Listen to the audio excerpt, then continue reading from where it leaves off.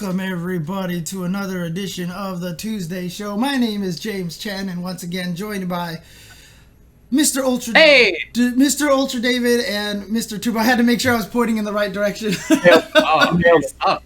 It's absolutely tough. Yeah, what's going on, everybody? Can you believe the babies and their hair in the intro? That's remarkable. That was so long ago that those videos were taken that we didn't yet have these glorious manes pouring out of the tops of our domes. What do you think, Tupperware? What do you think about long hair? I think that I actually had long hair in the intro video, so I like it very much compared to what I have now. Thank you.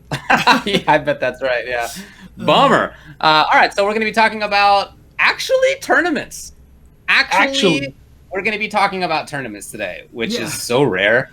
That's honestly only happened a few times in a year. I mean, there's not that many events, and plus another thing too is that, we've been trying to do a little less emphasis on just going over results, but this weekend, obviously we have some good stuff to talk about for sure, so... Oh, as you can see, we're going to be talking about the Killer Instinct Lives Twitch Rivals event. We'll talk about Frosty Faustings. We'll talk about the SFL Pro JP Finals. We have Wheels going to be on the interview. That's super cool. Super cool. I'm really happy to talk to him. We're going to be talking about some 5-5 matchup stuff, including an honest fighting game, as well as viewer questions. There's other game news to get to. There's other community news to get to. And then, as we were doing nowadays, we're going to have a mailbag at the end of it where we answer questions and ramble and just have a good time. But let's begin with another good time, which was, again, the Killer Instinct Lives Twitch Rivals, or to be more precise, to name this actually correctly, because it's got a long name, and I want to be right about it. It was the Max Presents Killer Instinct Lives, powered by Twitch Rivals. What a name.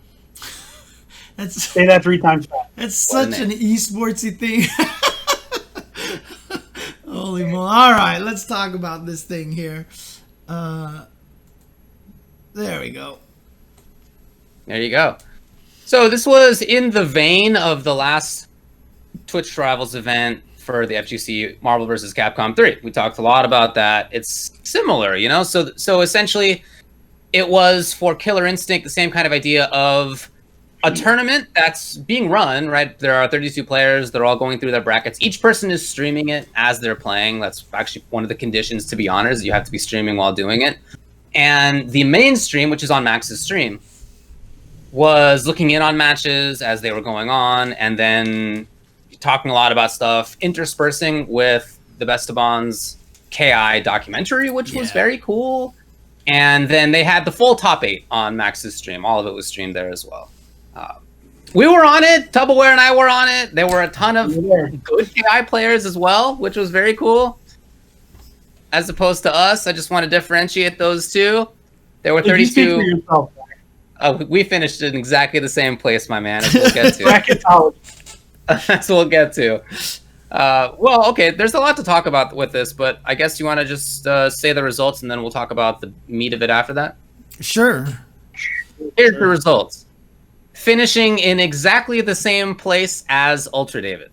Just as good as Ultra David are Cherries, Aphex, Quake Viking, Swordsman 09, Samuel D, Frostwolf, and Tupperware.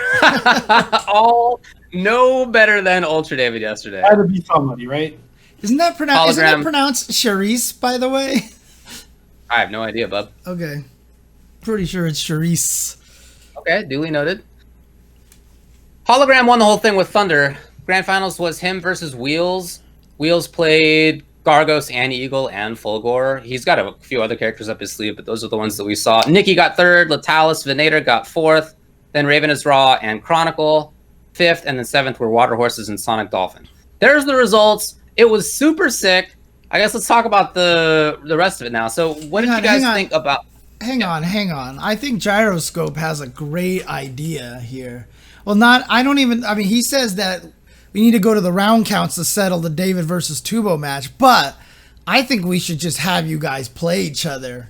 I think we should If people watch us play, they would just be like, oh, it's exactly what Tubbo said. He's twice as good as Ultra David with the same amount of practice. So there's no point. The first of all, and the second part of that is not accurate. But the You're first right, part of you it, practice way more than me the first part of recently. it is true. And we've streamed that a lot, actually, on this Yeah, channel. If anybody's curious about that, just go into the archives. You'll see hours of us playing KI. We are not shy about it. It's a lot of fun. As far as round counts, I won 1 round. What do you count round? You count their life bar? You take a life bar, yeah. Okay, sure. I won none. I But I don't really want to talk about my experiences because this sound really negative. My second opponent was unplayable. remember. So it is what it is. Like I by the fourth round came, I stopped. I started walking forward. I gave up. It was unplayable. It was not enjoyable. Dang. So It sucks because I don't really count.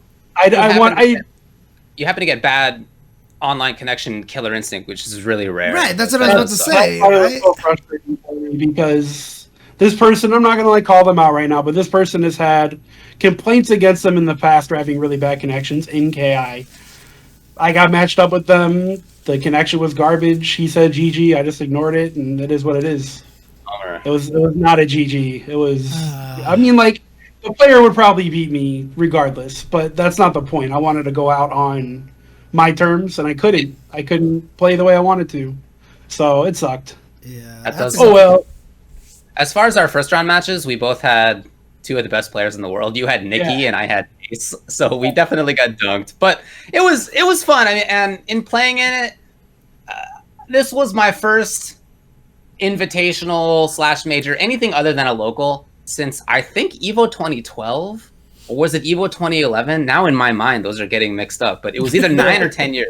You were going to enter Combo Breaker, right? And then I actually, I entered Combo Breaker and then just never happened. So I didn't enter any tournaments until locals, like halfway through 2019. But definitely nothing bigger than that in 9 or 10 years. So I was just really excited to be participating in it. Like just that fact. I didn't have any misconceptions that like I was there because I was one of the 32 best players in Killer Instinct in the world.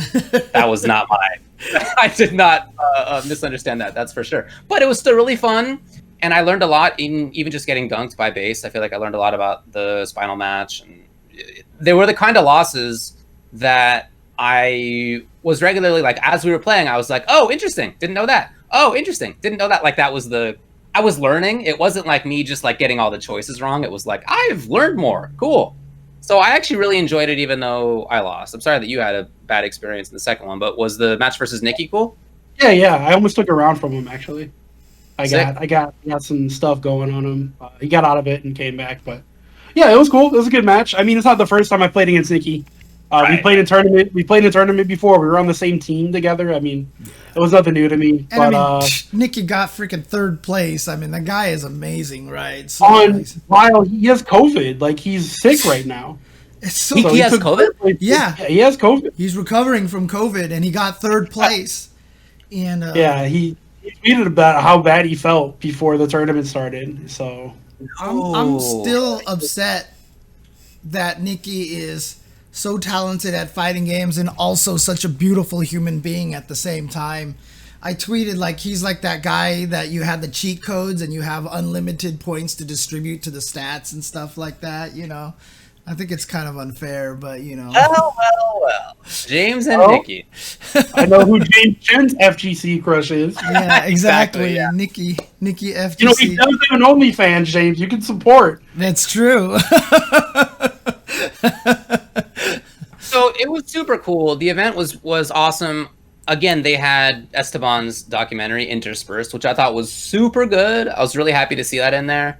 I like the documentary anyway, but I thought it was really nice that they had that as part of it. Yeah. It was a nice touch. I mean, because I remember, you know, when they did the MVC event, they had Max with all the skits with all of his friends and everything like that. And so obviously they didn't do that for this one, but instead they interspersed it with, you know, all the clips in there, and you know, including Sajam's amazing sandwich analogy for combos. And speaking of that, I thought it was really cool that they got Shin Tristan and Sajam to do commentary for it. There are 2 people who have been in the KI scene for so long, like they were both strong players in it, and then both did commentary in it. And yeah, I mean, they're both really enthusiastic about it. it felt really interesting that they got, influencer and content creator Sajam to do commentary, right? I mean, how wild. No, it was good to hear him again. It was good to he hear actually tweeted about that too, about how Yeah. he was surprised that so many people missed his commentary. It's like, come on, Steven, it's been like a year, dude. Right. Yeah. Nobody's forgotten you, man. Come on. Dude, and then, like 100%. he also said, like once General Rom activated his instinct, he was like he activated the Nico bit rate, and I was like, I'm only calling that instinct the Nico bit rate instinct from now on.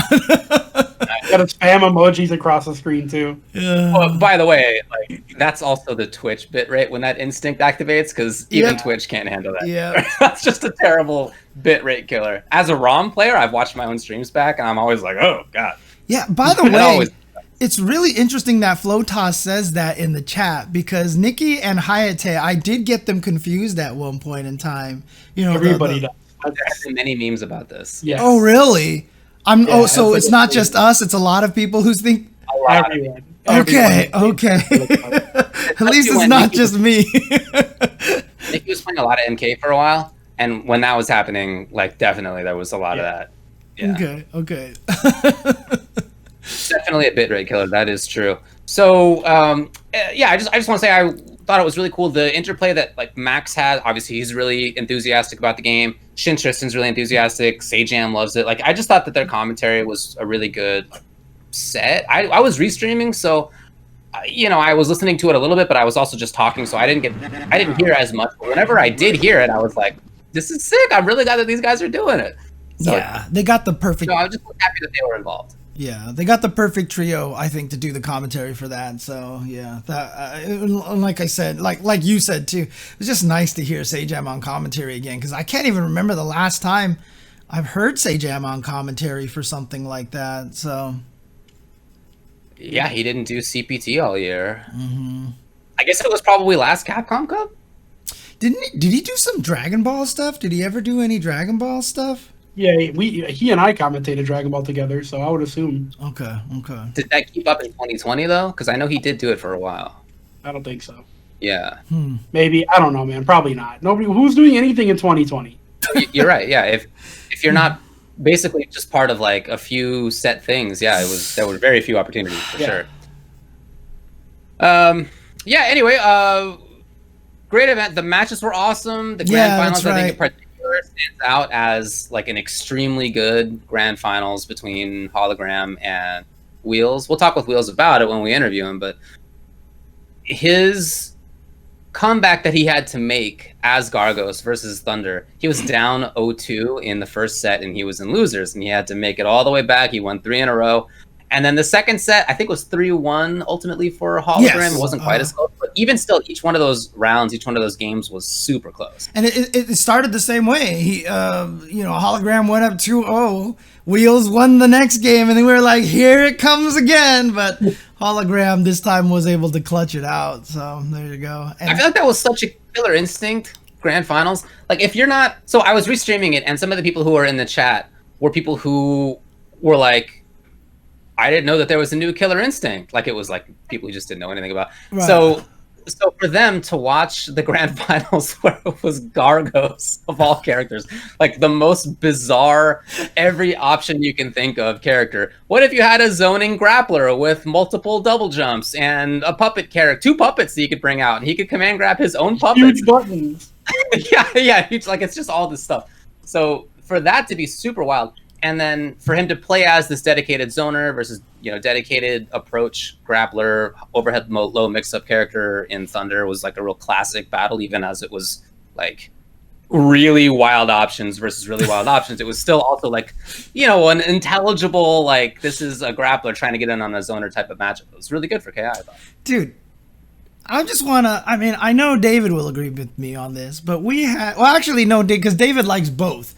But I can't believe, like, from my timeline and from the chat, I could see more people rooting for the zoner over the grappler. Like, how has the FGC fallen so far that we are going to tell you guys that people hate grapplers. People hate grapplers.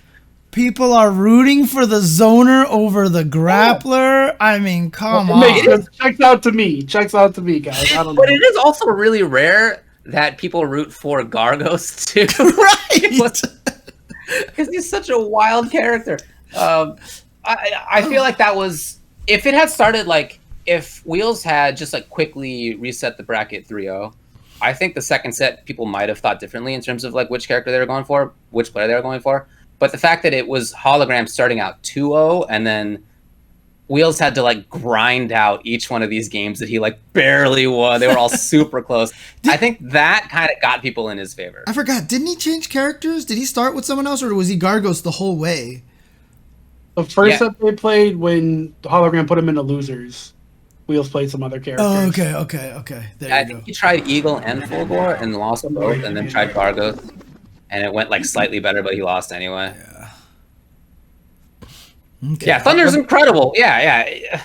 That character is also extremely strong character. Like, good luck keeping that character out. He was my original character in season 1 because he's the grappler. And honestly, you know, if I actually sat down and picked the game up again, I would probably... I was messing with him again recently. I'll probably just go back to him because I didn't know he was this strong now, but now I'm like even more excited. You could have just asked me, James. I would have told you if Thunder was good or bad. I'm not gonna lie to you.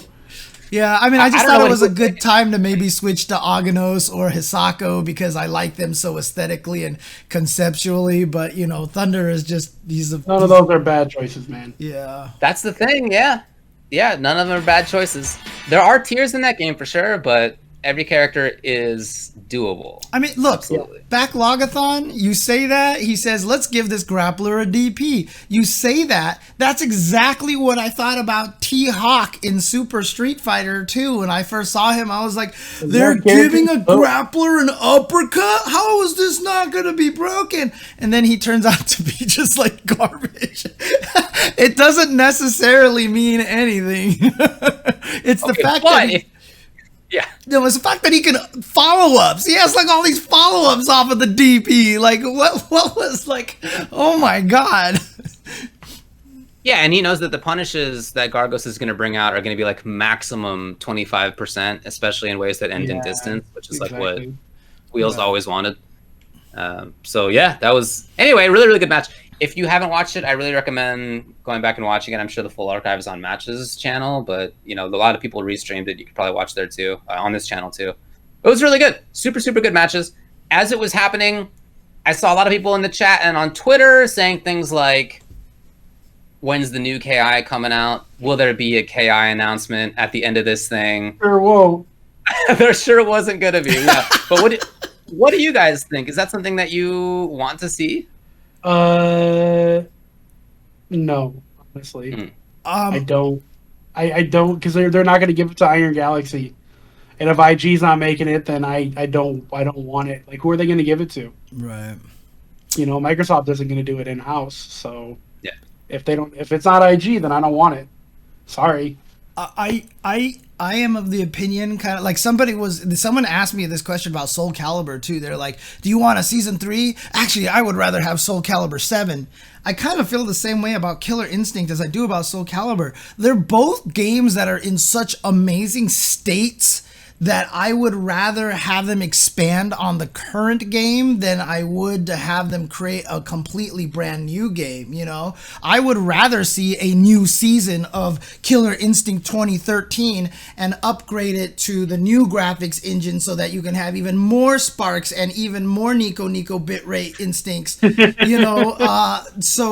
And keep going with what's there, because honestly, Killer Instinct with the characters that it has and everything like that, you just don't want it to go away. You know what I mean? Like, I feel like characters like Aganos and Rom and Gargos and all these characters are so intricately tuned and so interesting that I don't want a new game out of it. I would rather they got Iron Galaxy just to make a new season and add new characters to the game, to be honest. So. Yeah. And to answer the people in the chat, Iron Galaxy announced like a month or two ago that they're working on something else that's not KI, that's not fighting game related.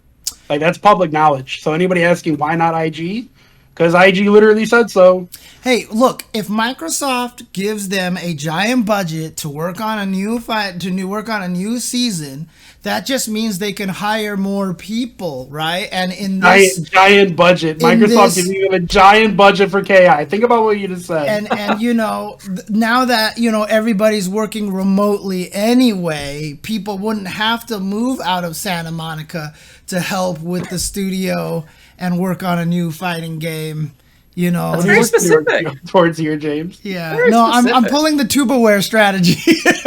Oh man, I got him. It almost worked for me, man. Got him. Oh man. Yeah, I'm with you guys. Actually, I don't want to see a new one. I already really like KI 2013. I don't feel like it needs, but I don't want to see a new one. While I think the current one is still really fun and playable, and still has a player base, you can go on Windows or Xbox and play whenever you want, and there are people online who are fun. Yeah. So it's not as big as many scenes, obviously, but it's still pretty big, to be honest, and still has a lot of room for exploration. I think that seems pretty clear, even as long as it's been going. Still really fun to watch. It can still bring in the viewers. It had 43,000 people watching on Max's channel, and that's not including people who are restreaming. Right. So that's amazing. I believe that was more than watched Marvel 3 on Max's channel. Yeah, it was. Although, like, the total, including restreams, might not have been quite as high as my understanding. But in any case, like, it is still a lot of people who watched. It's the second highest viewership of KI ever after one of the EVOs. Oh, really? Okay. Yeah. Dang. So that's awesome. So I think the game can still do it. All I would want, and even this I don't need, but if there's going to be anything, it would just be like a graphical update. And then maybe, like, I don't know if Rash needs all the stuff he has. Rash needs everything he has. Trust me. Maybe like a little down here. Literally all of it. Maybe what would you change about Rash?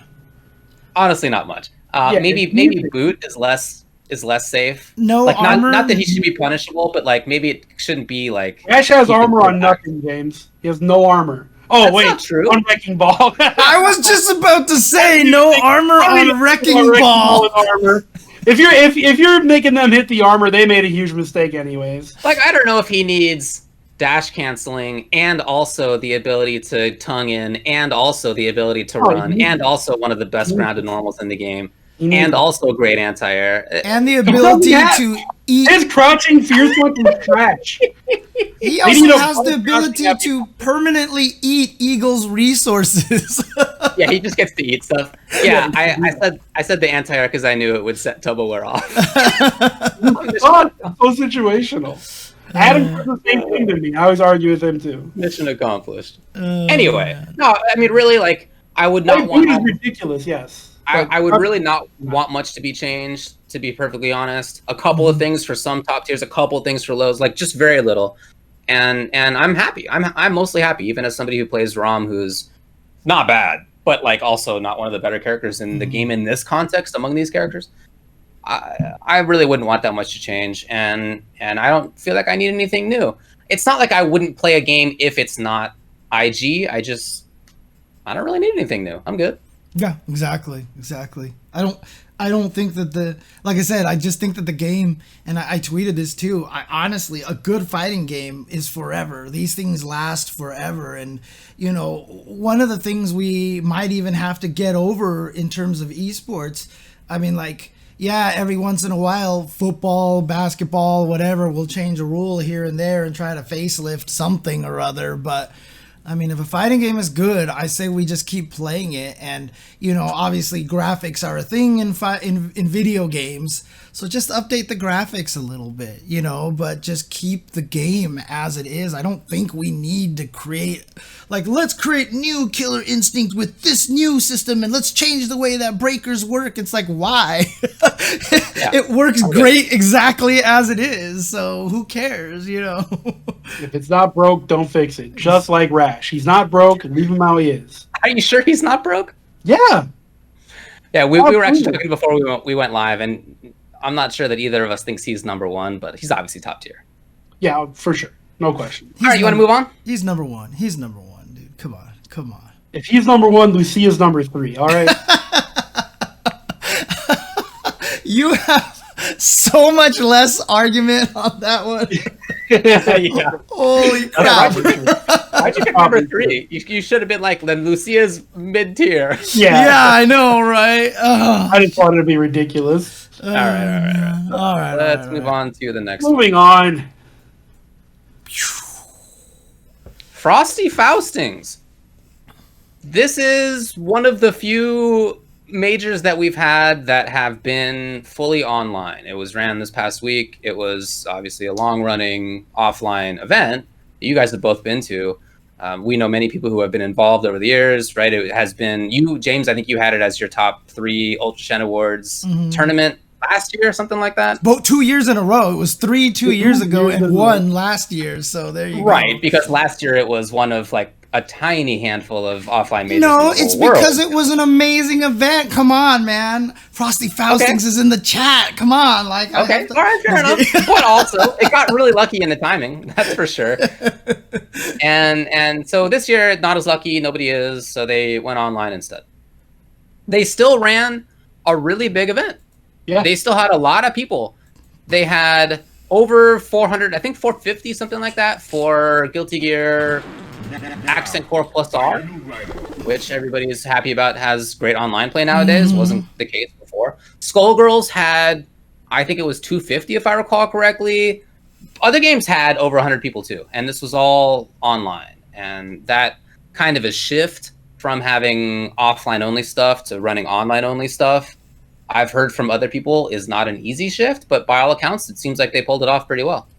Yeah. Yeah. I mean, I know that there was a few hiccups. I know Mortal Kombat had something happen. That's true. I did watch that. But for the most part, it seemed really smooth. It seemed to run great. The thing about it is that it's an online tournament.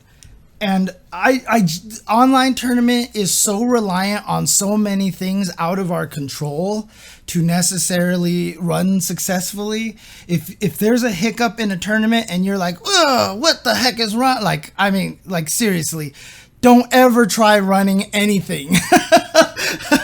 Because if you're not understanding of a hiccup on an online tournament in the most honestly, running these online tournaments is the most cobbled thing in the world, because how many resources do we use to run these tournaments? It's like, let's run the bracket on this, let's communicate on Discord, let's also stream on this, and let's use this program, and let's have this game's lobby and this game's like, if you can run, the fact that we can even run online tournaments, I think, is almost nothing short of a miracle. So I have a lot of empathy and a lot of respect for people who can actually run these kind of things. So yeah, that's cool. Yeah, I'm glad that everything went well. I think every year, Frosty's my main concern is, why are you running 55 different games? And even this year, when they were all on the line, I was like, man, that's a lot of online games to run. But once again, they pulled it off. So, hats off to them. Yeah. Did you guys watch much?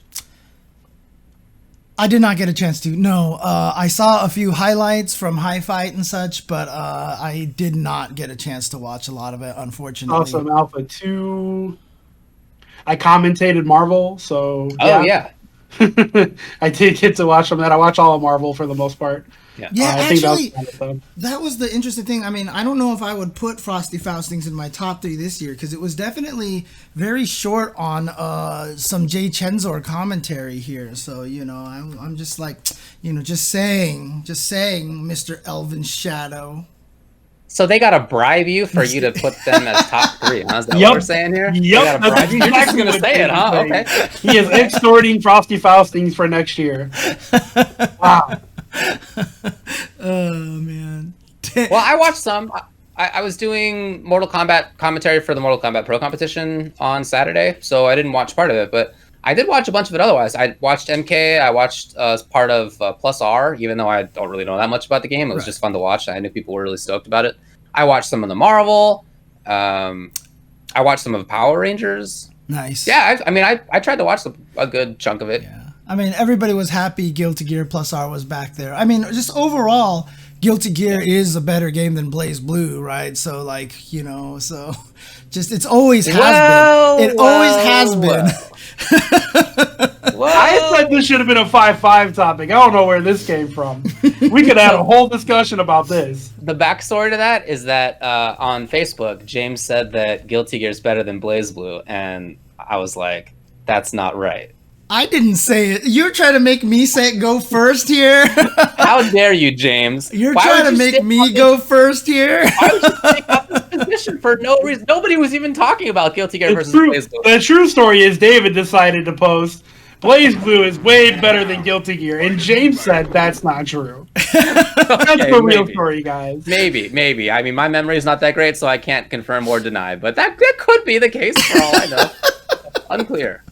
Not sure. Anyway, shout outs to Blaze Blue. But like I said, I did watch a good amount, and it was cool. It was really exciting to see how excited other people were. Yeah. Commentary was good. That was fun. It was won by KB Nova with Zappa.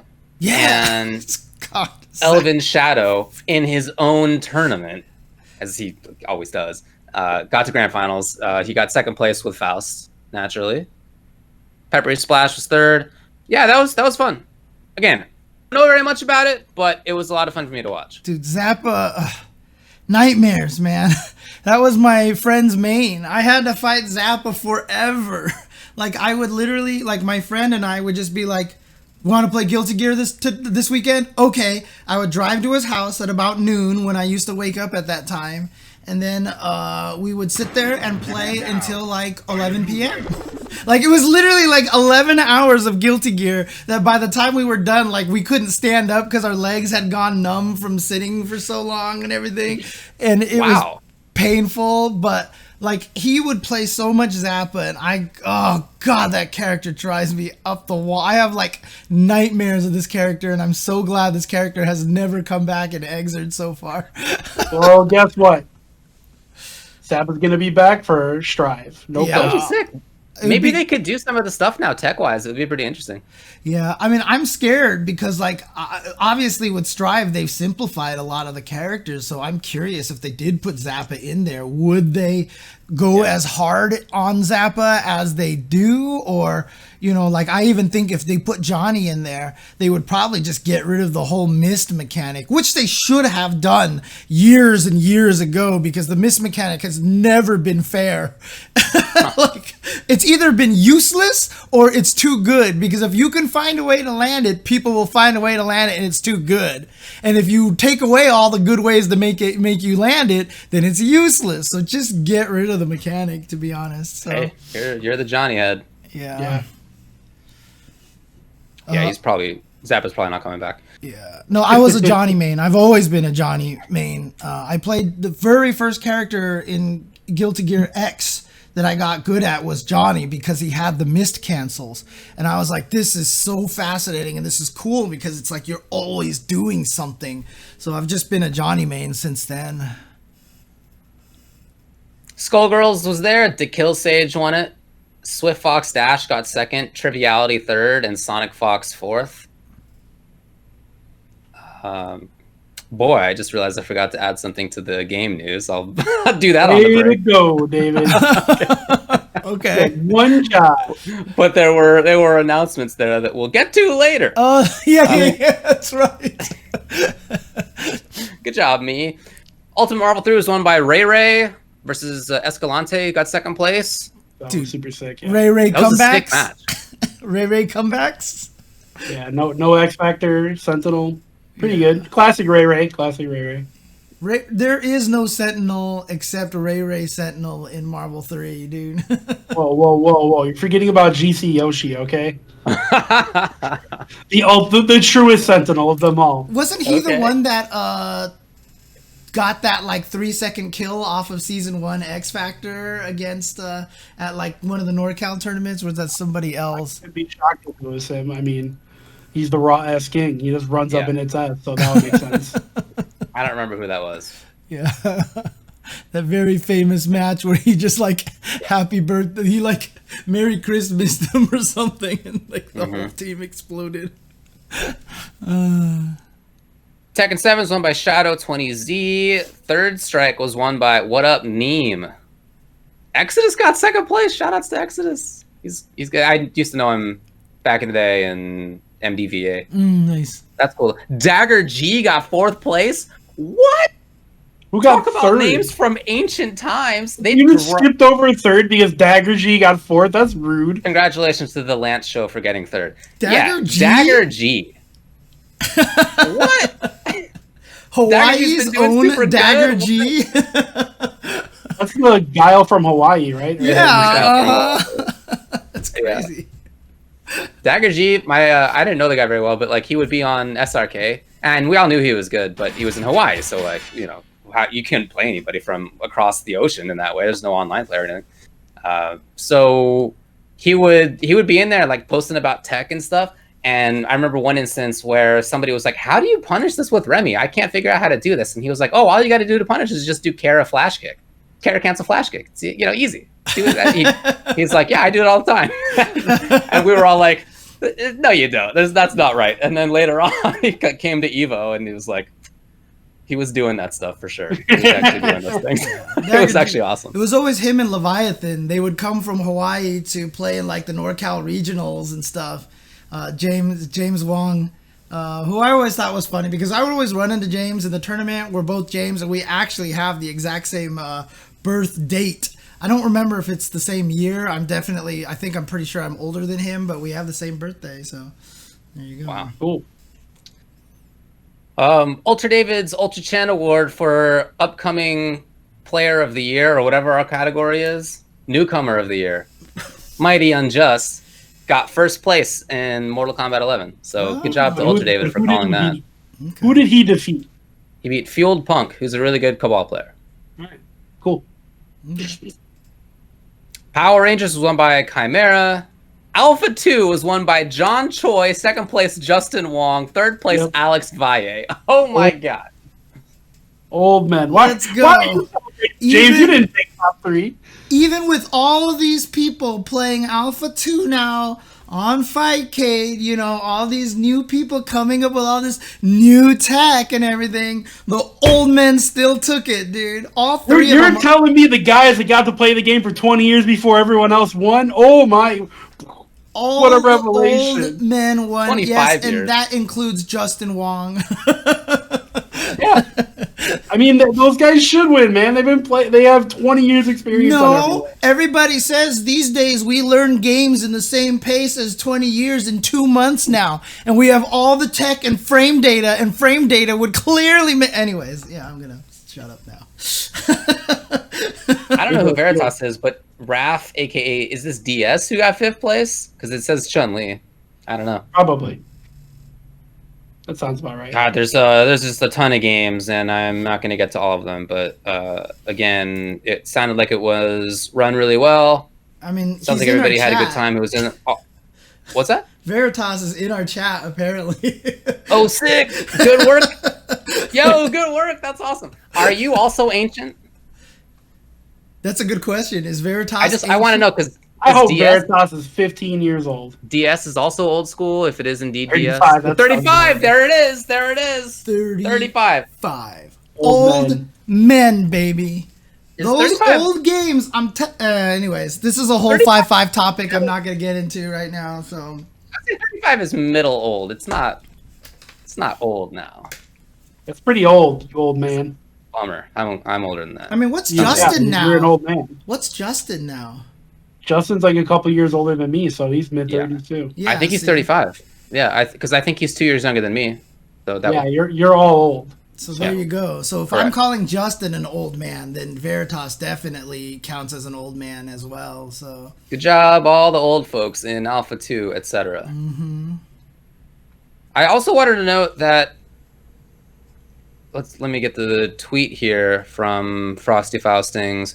100% of the winners were paid out their share of $18,000 by Matcherino about 24 hours after the event. Dude, big props as always to Matcherino and the people involved in that. I'm telling you right now, we just had this conversation. I mean, someone just, who was it? Like there was that Vice thing that came out and had that little graphic of how much money has been earned by the different communities and everything like that. And, you know, I've talked about a lot of times how sponsorship is hard for FGC. I don't even think if we went to PC it would make a difference, because we all play without headphones on the floor and all these things like that. Like, what do we need gaming chairs and shit like that for, right? I've always been all about non-endemic sponsors. Really, honestly, Matcherino, I think, is the future and the key, because, like I said, they're a mediary between the sponsors and the tournaments. And that's what's going to help raise a lot of our prize pools, honestly. And they pay them out in 24 hours. I'm like, I don't know. I'm such a Matcherino stan these days because I believe in it so much. But I understand. They're going to have to start paying us, man. All we do is talk nice about them. They need to start ponying up if we're going to keep giving them free advertising. Stormy, you're in the chat. You need to ultrachendtv@gmail.com. All right, we need to talk, bud. See, Tubaware is now using my strategy for the Frosty Faustings things, right? No top 3 placements in our year awards unless you contact us. So there you go. Yeah, we're expecting payment within 24 hours. Dude, look, if they want me to help out, dude, just let me know, dude. I would love to help out Matcherino. I definitely believe in them so much, and I think what they're doing is so wonderful and great, and they really do help take a lot of the difficulty out of what to do for running tournaments. So the last thing that I want to talk about with Frosty Faustings is just kind of get what you guys think about the idea of offline tournaments just going entirely online. This is not the first time, but some of the other majors didn't do that. They either just didn't run at all, or they had like retrospectives. Again, like some definitely did also do online events, but well, I mean, what do you guys think about? Have already said they're not going to do an online thing, like Combo Breaker. They're just going to do their video thing. The weekend Combo Breaker would have been, and I haven't heard anything from CEO yet, but I would assume most probably don't run off online events. I would find a way to keep my brand relevant and not run a tournament doing it, because it's a lot of work and you need a lot of volunteer help to do that. So, and there's nothing there's no way for them to gain any money back. There's no venue fees. There's nothing like that. So if they're paying all these people to help them run their event, well, it's just a huge net loss for the TOs, and it doesn't make much sense. Yeah. But I mean, well, that's a pretty good reason. As Frosty Fausting says in the chat, you know, Combo Breaker got caught at the 12th hour of planning. So this year they might be able to do something. Some people are saying even the note from Combo Breaker, that's what Kaushik is saying, that it sounds like maybe they might do an online event. So who knows? Who knows? I would personally like to see it. I understand if there are financial reasons not to, like you're talking about with staff, that obviously makes total sense. I just would like to see more of these names again, like Frosty Faustings, like the other majors that we're just accustomed to being able to go to and talk about. It's nice to have this conversation, like this conversation of like who did well at like all these different games.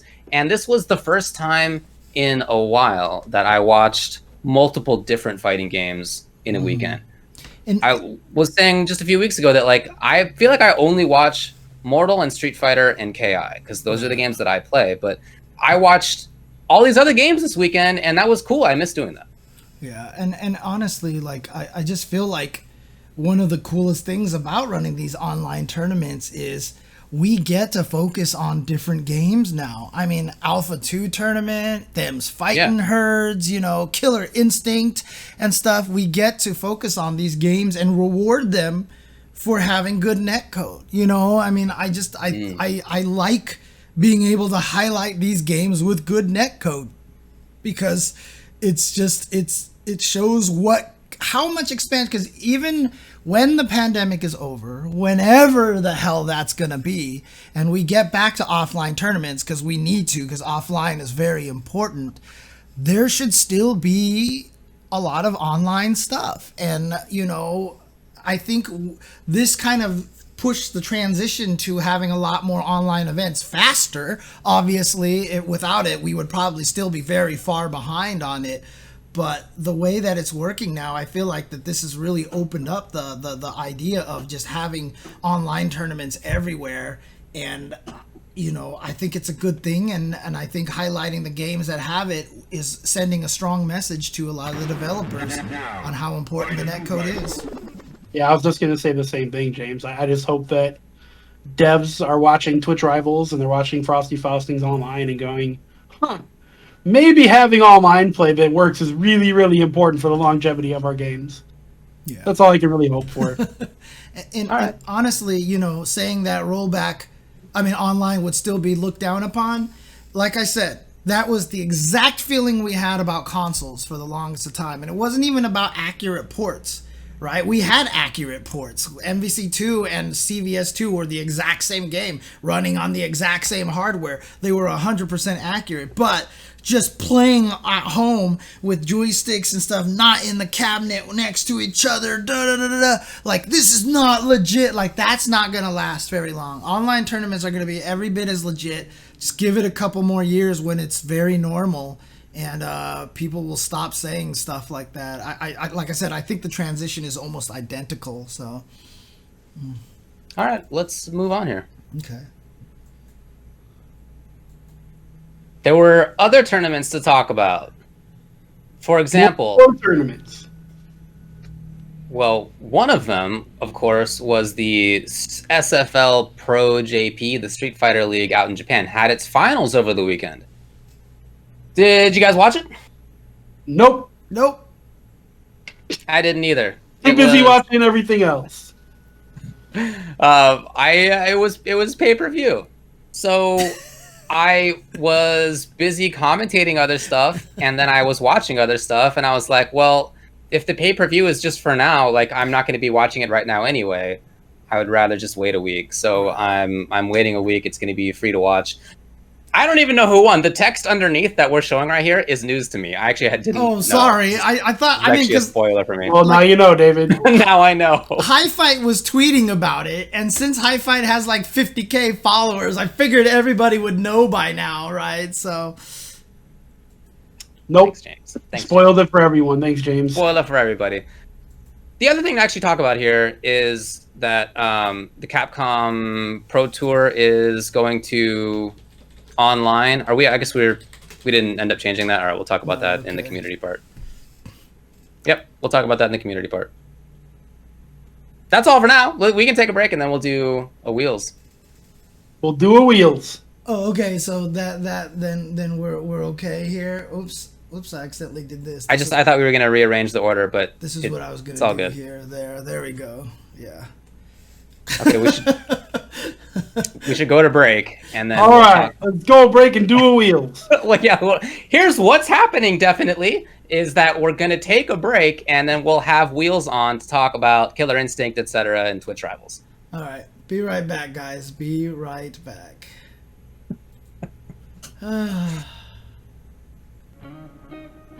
Let's do a wheels. We'll do a wheels. All right, wheels. Are you getting in the chat or what?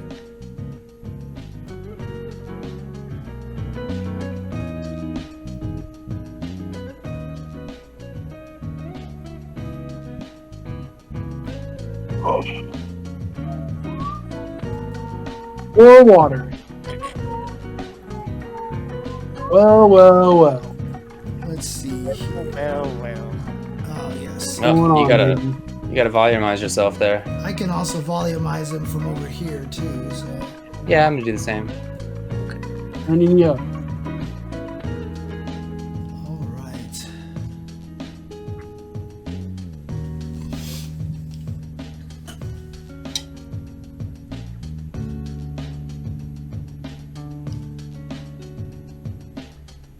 Dayton, how you feeling? Feeling good. Still Good. tired, but I'm doing all right. Well, thanks for coming on the show. We appreciate it. I appreciate you having me. To let you know how important you are to us, Dayton, we turned down Maximilian to have you Oh on. my lord! We That's told actually Max, true. wait a minute, You man. want the You can loot come next week, viewers? but this week we have Dayton J.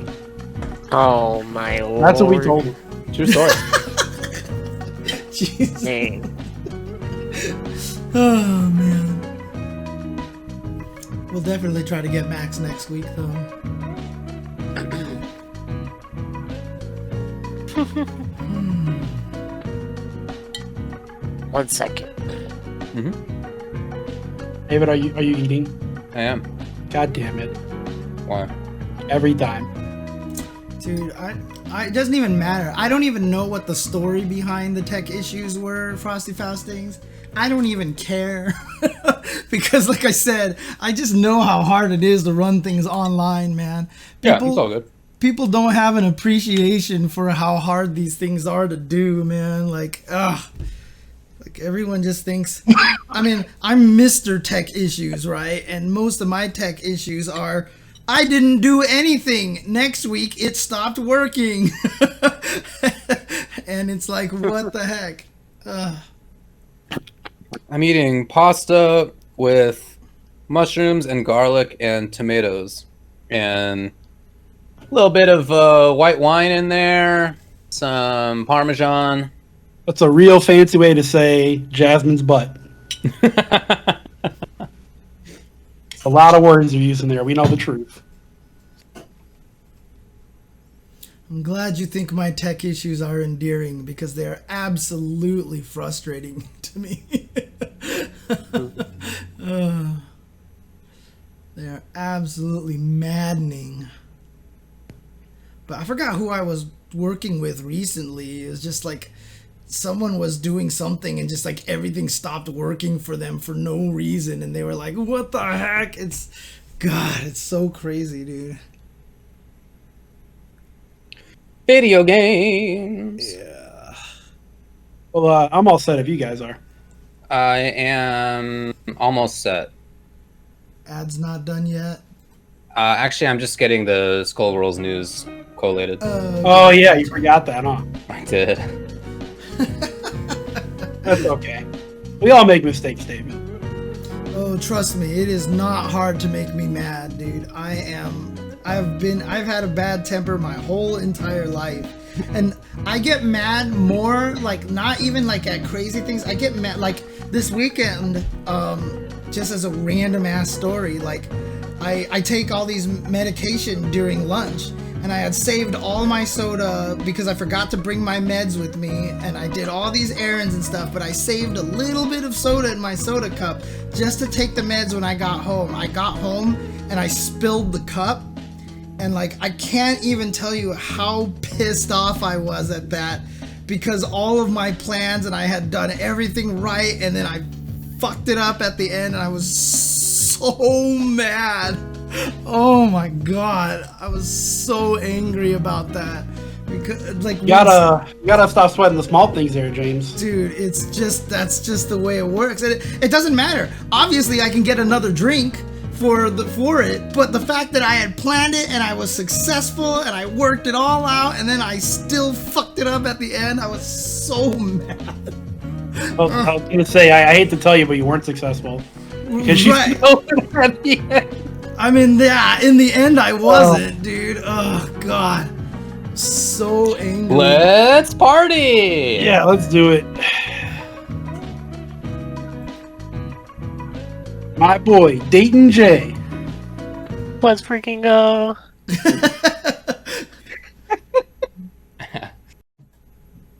All right, everybody, welcome back to the Tuesday show. We are moving on to our interview segment, as we always do after the break.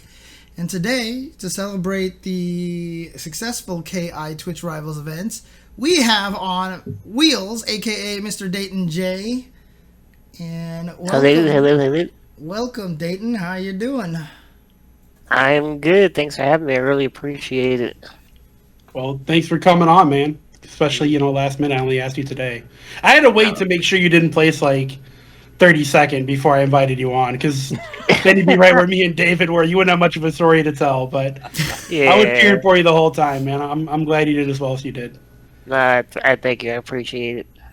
I mean, you I got wouldn't have second worried place about overall. it too much, Dayton, because if we couldn't have people who finished 32nd on the show, I would be the only person here talking to you right now. So, just saying. Oh, dang, I was gonna get on here regardless. That's sick. So you got second place in the KI Twitch Rivals event yesterday. Can you talk with us about like how that path was for you? You mean like the top 8 or Like, how was your bracket? Like, what do you think Like, about the players you first played match to against? last How were match, the how was your- matches? yeah. right? Okay, so I had to play Venom Buster first, who is like a top 3 Conra currently. So that was pretty tough, but thankfully I wasn't ranked at the time, and or beforehand, and I actually ran into Freaky Jason, who was also in the tournament.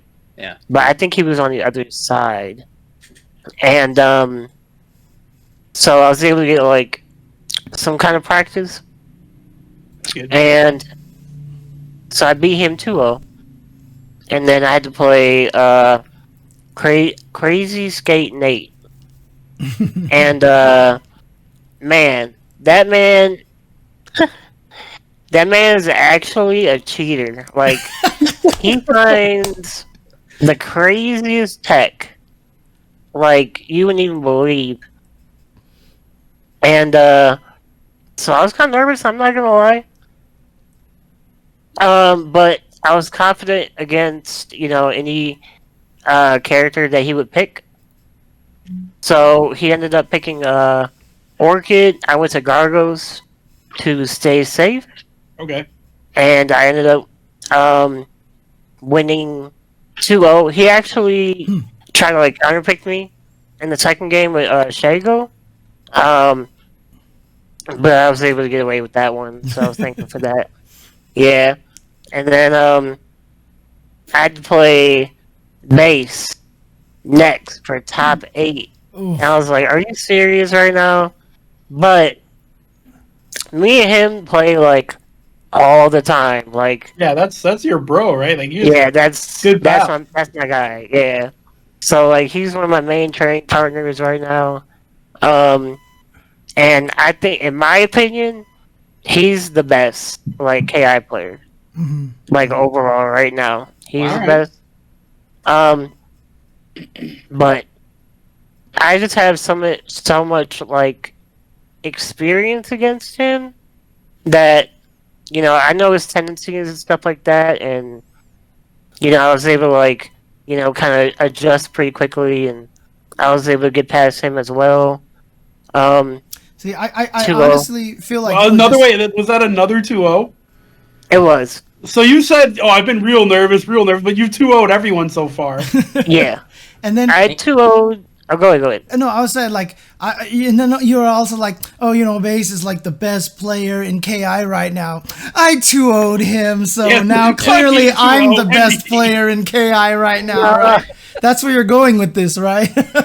No, I'm really trying not to. I just think he's so consistent when He when he did wants beat me, to. so he's strong. That's true. He's That's definitely a the good best. signifier. He made it through me, so congrats to him. Yeah. See, so yeah, I mean, yeah, we just have too much experience against Right. each other. Like, it could have went either way. Honestly, and then I had to play Hotels in top 8. So I was like, okay, you know what? I'm ready. I picked up Fulgore. I say last year, because I was having a lot of trouble against I'm like. still not forgiving you for that, but go ahead. I'm sorry, but I'm trying to get these W's, and anytime I can counter pick, I got to do it. And I was having a lot of Filthy trouble KI against. Say it again. It's the filthy KI players. Yeah. Dude, you Well, can't let 2-0 get away with stuff like that. He's a rash player. Yeah, you know what? Only That's true intellectuals play at Rash, okay? Oh my. Think about it. Anyway, Apex, Jabali, Tupperware. These are saints of our time, okay, in the FGC. You're welcome that we play Rash. see, you know what? I'm just gonna let that go. Anyway, For the best. anyway, so I picked up Fulgore because I was having trouble against characters like Riptor and Argonos, and he does very well against those characters. So the only character that Lotalis could have picked to possibly counter me would have been Omen, Mm. and he didn't. He actually went to Idol, which I was not expecting. But he did, and then I was able to close that out. Yep. 2-0 as well. Another 2-0. Yeah, Yeah, I know. and right in the winners finals. So Yeah, that was basically my half. Beat everyone 2-0. Yeah. I was not. I was scared because I'm like, wait, it's gonna be 2 out of 3. I don't like that at all. I was like, oh no, I might be screwed here. But luckily, I was like, all right, let me just hop in the ranked real quick and get that first 2 practice real quick, and it paid off, I guess. So I was so So scared what I was happened- screwed, so I counterpicked him and 2-0'd him. Yeah. Yeah, I know, yeah. So what happened the first time you played Hologram then? Walk us through that if you don't mind. So Hologram is very oppressive, as you could see. He's also a cheater. So I was like, you know what? I haven't played him with Idol before, and I highly doubt that he's played many good idols. Not idols, Eagle. I'm sorry. Yeah. Duh. Oh, okay. So I was like, you know what? Let me try it, and then that was a terrible idea. So Yep. I was like, all right, let me try a better matchup. So in the past, I've had some success against him with Fulgor. So I was like, all right, I'll try this, and that didn't work either. So I was like, all right, you know what? I'm just gonna go with the tried and true Gargos, and it worked for like a game and a half, and then again he started cheating again, and then he beat me in that 4th game, and Filthy Yeah. cheater. yeah, it's a big cheater, but yeah, but I mean, honestly, it's really hard to beat him. It's really hard to beat him. Yeah.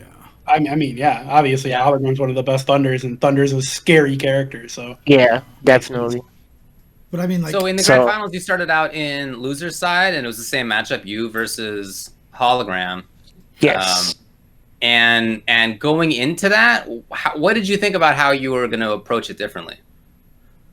I was like, all right, I had decent success with my Gargos, so I'll just stick with it and see what happens. Try to adjust, anything on the fly that I could, and like the zoning was working, so I was kind of like just trying, different layers like in the zoning war, to like really try to keep him pinned back, and for the most part it worked. But it's like when he got in, he stayed in, and that was the issue. So when you were you know. down 0-2 though in the first set, I mean, did you just feel like it was over? Like, how do you even have that mentality to bring it back 3 games in a row like that? I mean, talk to me about like the mindset for that.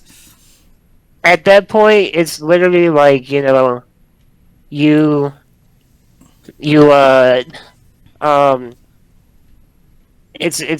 lose or die. You win or die. So you just gotta play how you play. If it works out, it works out.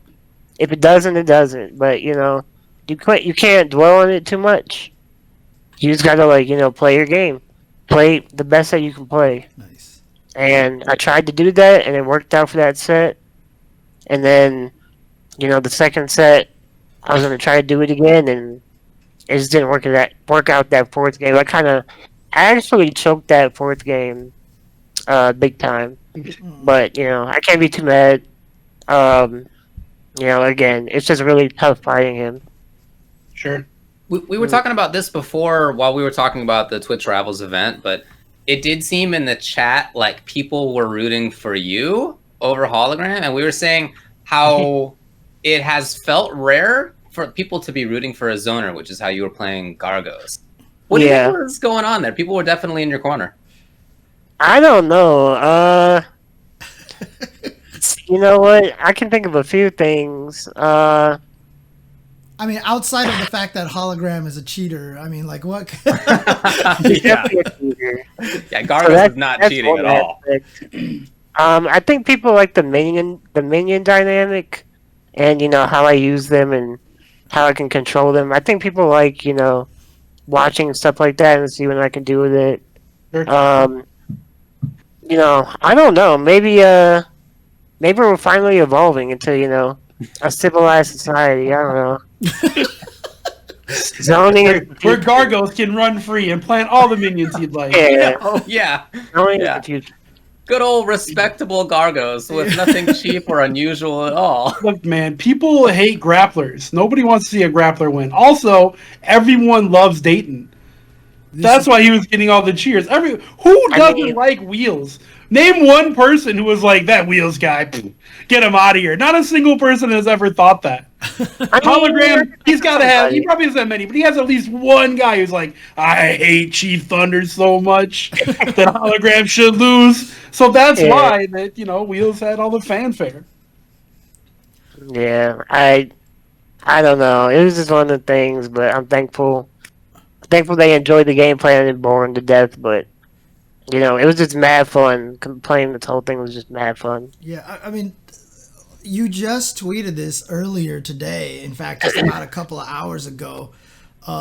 You had 200 plus new Twitter followers, you said, 400 plus new Twitch followers, 100 plus new Twitch subs. I mean, everybody was rooting for you. That's awesome. How does that make you feel? Insane. It's crazy. It's like, and I even looked at my video producer, and I saw that that stream alone had 5K total views. Nice. So I was like, gee, it's crazy, man. I never thought anything of that magnitude could ever happen. I just like to stream, when I can, and just play games at the highest level that I can, and that's pretty much it. Simple. Well, you've been in these situations before of being in grand finals or top 3 or top 4 at big events. I feel like I can think of a bunch of examples of that for you. But you end up with second place. Do you feel like you're not quite at getting that first place? What's going on? Are you? Yeah, what's going on with? Are you the Mike Ross essentially? You said a 4th, you get 2nd. Is that? What I might be. I think I'm Kurt. You know what I think it is. So this is the problem. If anybody follows sports, okay, I'm from Wisconsin. Every major Wisconsin team is cursed. They cannot win championships. They haven't won anything in 11 years now. You understand. I know that you're not that old, Dayton, but you understand that 11 years in sports is nothing. Yeah, I was like, cities that haven't watched me for 8 years, dude. Yeah, it has not been that long for some of these teams, for sure. Yeah, 11 years, that's nothing. Yeah. But the thing is that they've also had multiple opportunities, and they lost every single time. So it's like one of them things. Well, as a Chicago sports fan, I can say hold that shit. I hope you guys never win.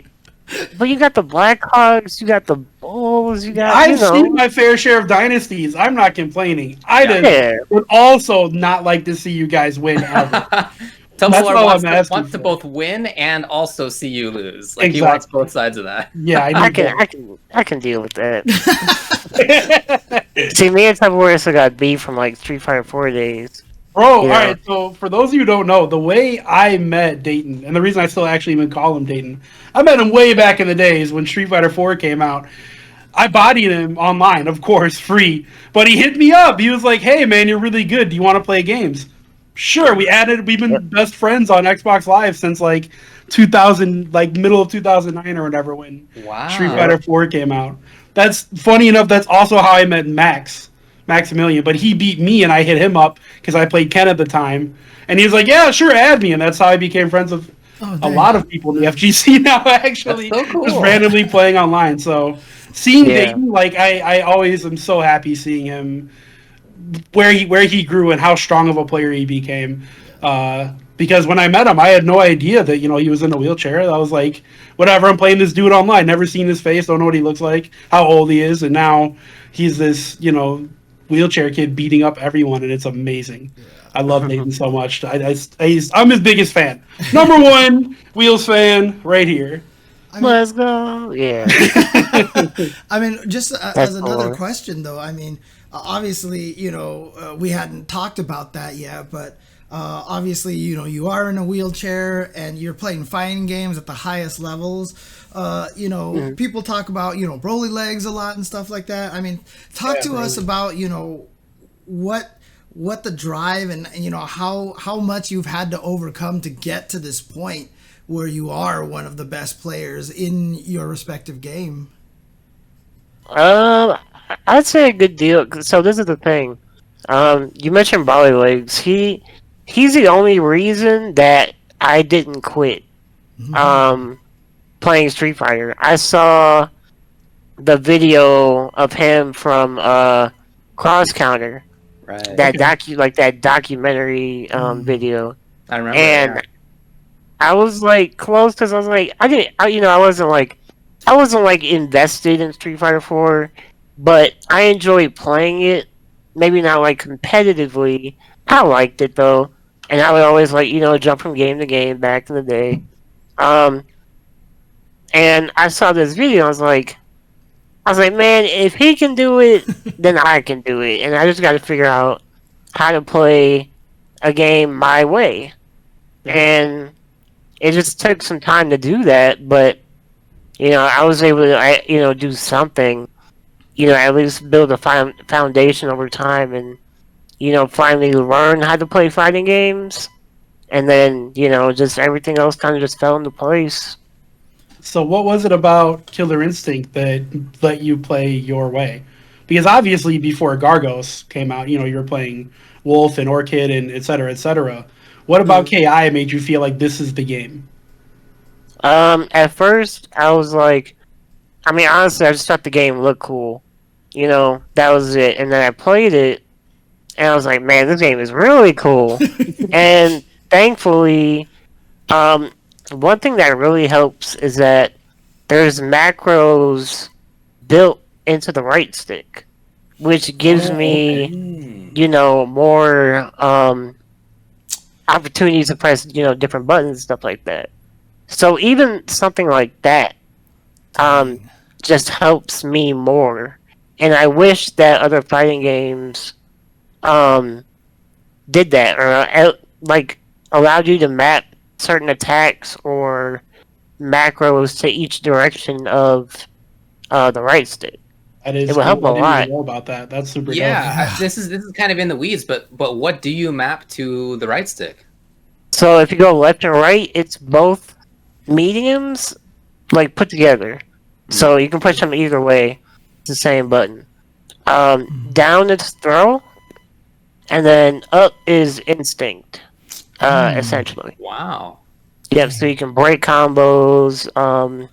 Throw instinct. You can and one thing that's cool is if you press the mediums in the neutral, you get a medium normal.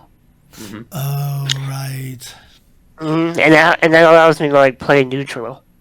Oh, Interesting. okay. Interesting. That's cool. Yeah, because the way that you mapped it, all three of those are breakers, right? Down is light breaker, left, right is medium breaker, and up is heavy breaker then. Yes. Yep. Dang, okay. Oh, that's really cool. Yeah. And it's like that by default, too. You can't change it, but it's just like, oh, this works, might as well use it, so. Right. Yeah. Huh. So, you talked about how Broly inspired you to keep playing and everything. You're probably, you probably know this deep down inside that you will probably inspire a lot of people in very similar ways to keep playing fighting games with how well you've been doing.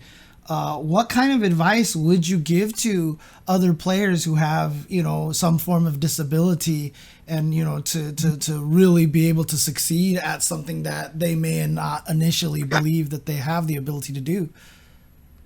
I would say, so for me, I kind of had to accept, I would say in every game, or at least most games, you're going to have a barrier. If you have a disability, you're going to have some type of barrier. So you have to figure out a way, either, past that or, around that. some way, and that's okay. But you can master everything else that you need to win. You don't have to do everything. You just need to do what's important. So, I mean, that's really it. You know what's crazy? I really only use 5 of the 6 normals when I play KI. Or, if I'm playing I'm trying to think. If I play Orchid, I can't do medium kick linkers because I don't have a medium kick button. Mm-hmm. I can only do the damage linker or light and heavy kick linkers. Huh. So, yeah. But I don't need it. I'm still winning. Yeah. So, yeah. It's just kind of stuff like that. Right. Mm-hmm. Wow. Yeah, like I know that Broly, I guess I haven't talked with him in SF5 about it, but in SF4 he would use the throw in neutral as well because it would come out as light kick. So like that was his light kick button as well as throw / throw tech or no, it was crouch tech I guess in SF4, right? Yeah, You come out with crouching light kick. Mhm. So he was looking for these strategies as well. Yeah. And for you, I guess that's been a big part of the process too. Yes. Yeah, and you know what? I know about that OS too. Because I saw him do it. I was like, wait, this works? And I was like, oh yeah, it works. I didn't use that OS specifically, but I was like, I get how this helps. And it's stuff like that where you really have to explore the game and tailor it to you the best you can. Sure. Makes sense. Yep. Yeah, I think it's really good advice what you said, that you don't have to do everything. You only have to do what's important. I think that's really good advice for everybody in fighting games. I mean, I can see how it, in particular applies to your situation, but for everybody in fighting games and maybe just in general, that's also just really good advice. Yeah. I think people tend to focus on the wrong things too much, and then they may not improve like they want to. And it's like it's not difficult, but you also have to learn like what you should be focusing on your own game. Yeah, and also playing to your strengths, right? I mean, That too. some people out there aren't going to be the best execution players, so pick a character with less execution and focus on your reads and stuff. Don't bust yourself trying to land this stupid, one frame link in Street Fighter 4 or something like that. Yep, exactly. All right, Exactly. man. Well, so you're streaming quite a bit as well, right? You're doing some stuff on your own. I try every now and then. I don't have a set schedule. Usually I do stream KI though when I do stream. That's about it. I will be, playing Guilty Gear when that drops, so hopefully I take a liking to that, and I'm gonna see how that goes. But, You can make it just like the Street Fighter 4 days. but I'm gonna be the best boss. I'm gonna You play try. Faust? You can't play Faust. That's no I'm way. playing- I don't believe it. I can't. Okay, bet. Yeah, now he's gonna do it on purpose. Yeah. Elven Shadow is in the chat somewhere, right? So, I mean, you're going to have some competition for that. It's okay. That's all right. But, that's right. Yeah, where can... One last go one ahead. thing that I did want to ask though is, what are your plans for the KI World Cup? You're planning to enter that and try to basically take that event coming up, right? Yeah, I've been entering like some of the qualifiers and stuff like that. So, I don't know where I'm at in points. I think I'm like top 8 somewhere. Okay, But yeah, so far I have points for that event, so cool. I'll definitely be in that. Hopefully, if I don't choke too hard. But yeah, I'm sure he'll be in there. yeah. So Well, yep. is there anything that you wanted to touch on, Dayton, or do you want to plug your socials or anything like that before you go? I got nothing. I'm basically Wheels FTC, everywhere, like literally everywhere. So, yep, that's it. Nice. All right. Well, congrats on second place again. That was a good chunk of change too, right? We didn't talk about this, but It was pretty nice. Not gonna lie. for KI to have that kind of money is not normal. Not So nowadays, In yeah. 2021, in 2021, 2021. no less.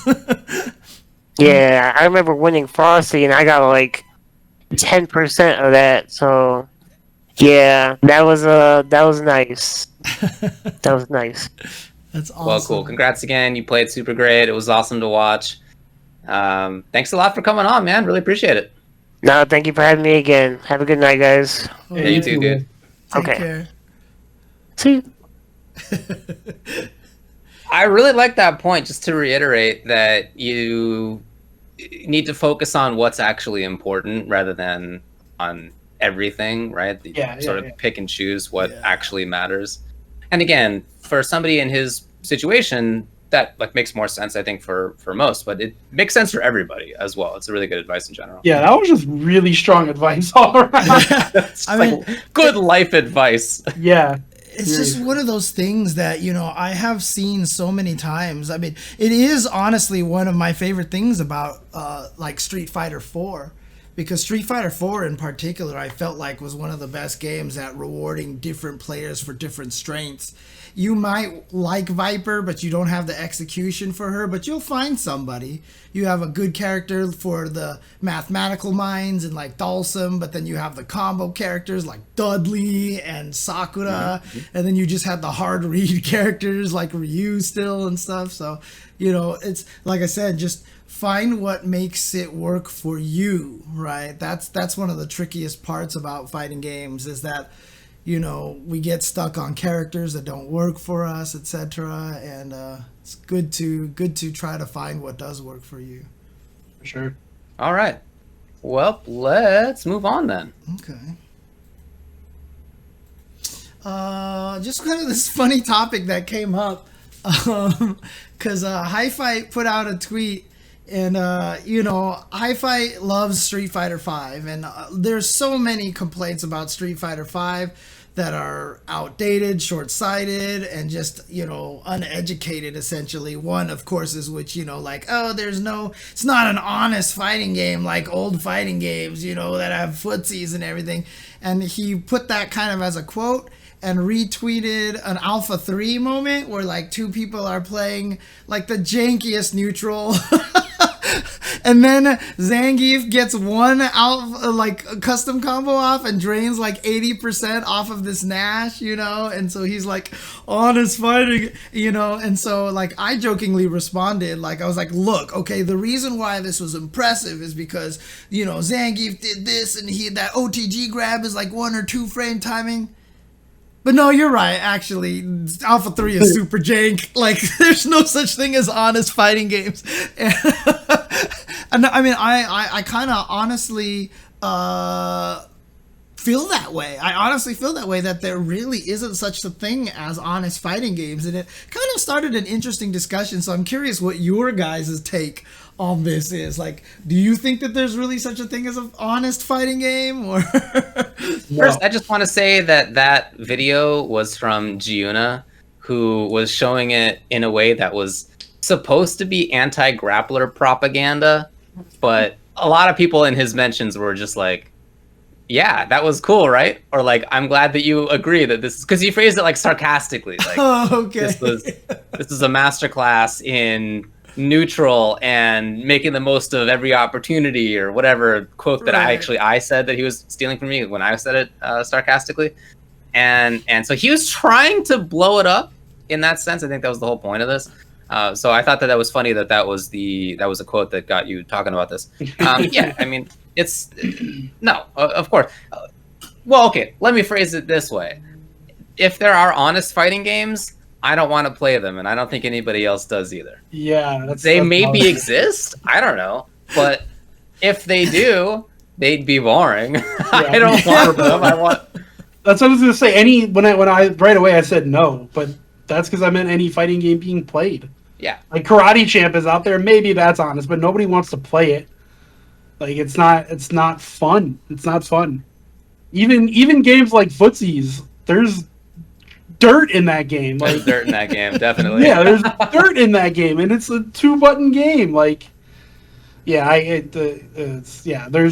no such thing. There's no such thing as a fun, honest fighting game. Yeah. It just doesn't. It doesn't exist. Walking up to I do think somebody that's and just busting out a shoryuken, like out of the ume shoryuing people in footsies is not honest. No. Yeah, high fights in the chat saying footsies is not honest. Yeah, I don't think exactly. anybody would claim otherwise. I think it's people. First of all, I feel like I hear that much less frequently than I used to. That some game is honest. That used to be a pretty common topic of conversation. I feel 5-10 years ago maybe. And certainly like 15 years ago on the Shoryuken forums, everybody was concerned about like which games were honest and which games were jank. And we didn't use the word jank, but that was a big thing. And now I don't feel like it's as common. Yeah. So I'm happy about that because I think it's kind of people either recognizing that actually every fun fighting game has wild stuff in it, or just like not being that like idea not being passed on to the next generation of fighting gamers who like hopefully won't even pick up that stupid idea that some games are honest or not and that it matters anyway. No, just have fun in games that you enjoy.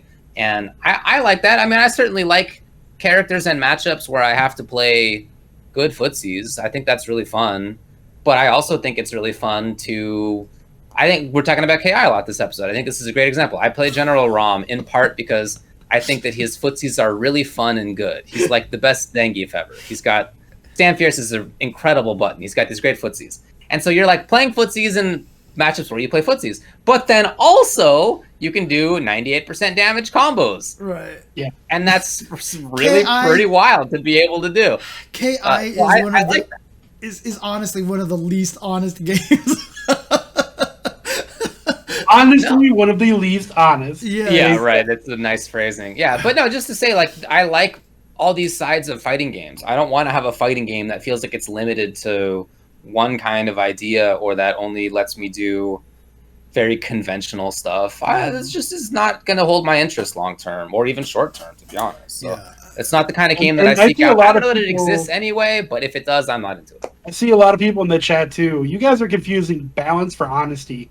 There's a difference here. Yeah. A game can be very balanced and not be honest. Yeah. For example, Killer Instinct is very, very balanced. It is not honest. Like there's a big difference between. So look, here's the hard truth. Okay, when you complain about a game being not honest, it's just because you think that the opponent's character is janky and that you're playing honest and that you're just telling on yourself. Yeah, you think your I suck.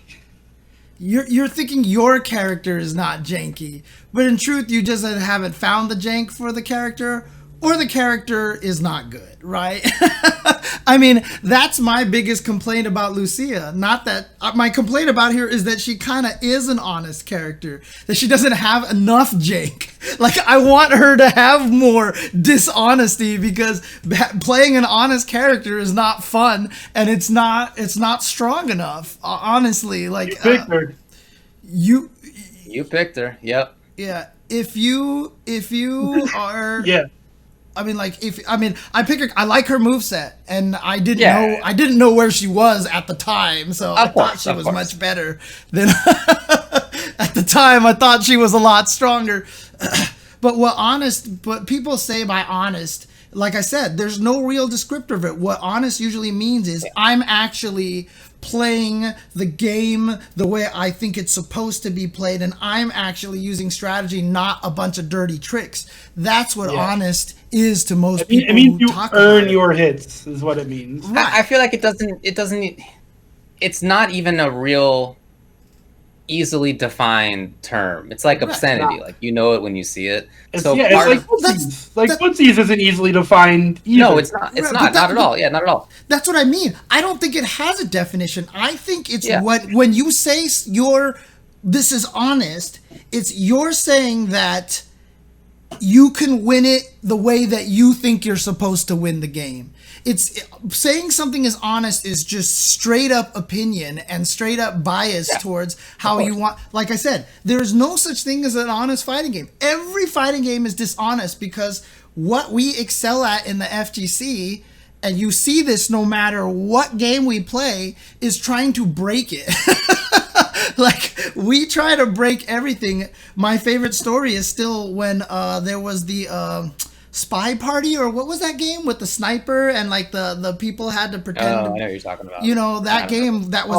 I know what game you're talking about. I don't know what it's called though. It was the indie game that was at Evo, at the indie section that they had. And Seth Killian was really good friends with the guy who made that game, Spy Party. It was Spy Party.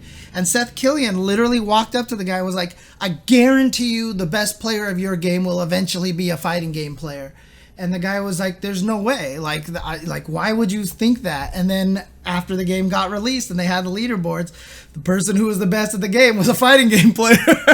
So we're good at breaking things. And so, like, we're good at trying to make honesty as failing as possible, because if your goal is to play a fighting game honestly, you're playing fighting games wrong. That's just how I feel like.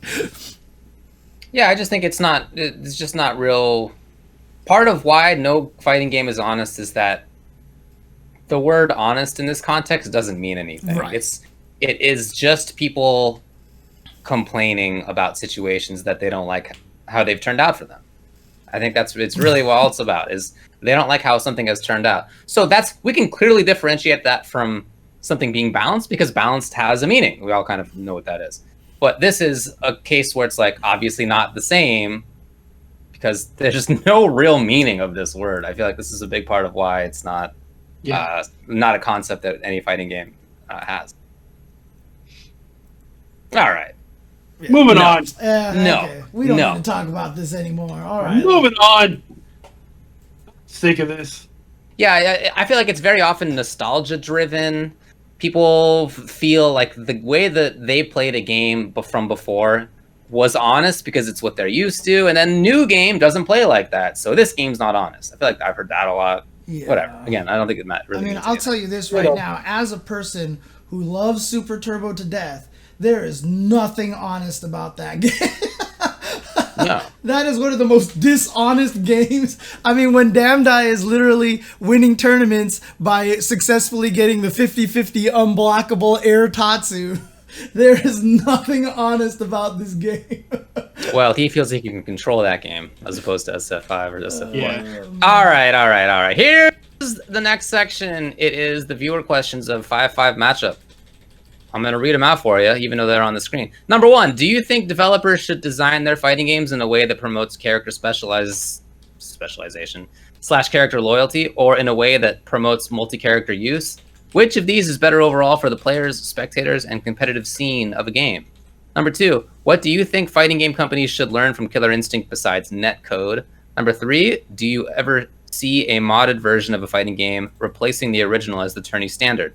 How about if it preserves all the original aspects of the game and just adds in new characters? Number 4, in a build your own robot fighting game, what kind of robot would you build? Number 5, what is more important in fighting games, the knowledge of a fighting game or the understanding of a fighting game? Number 6, do you think older iterations of fighting games would have longer tails on their lifespans or could have retained larger dedicated communities if there were not official pro tours which focus on the latest entries, like Street Fighter 4 to Street Fighter 5 and Injustice 2 to MK11? The winner is a tie, actually, and I guess let's go to number 1 first.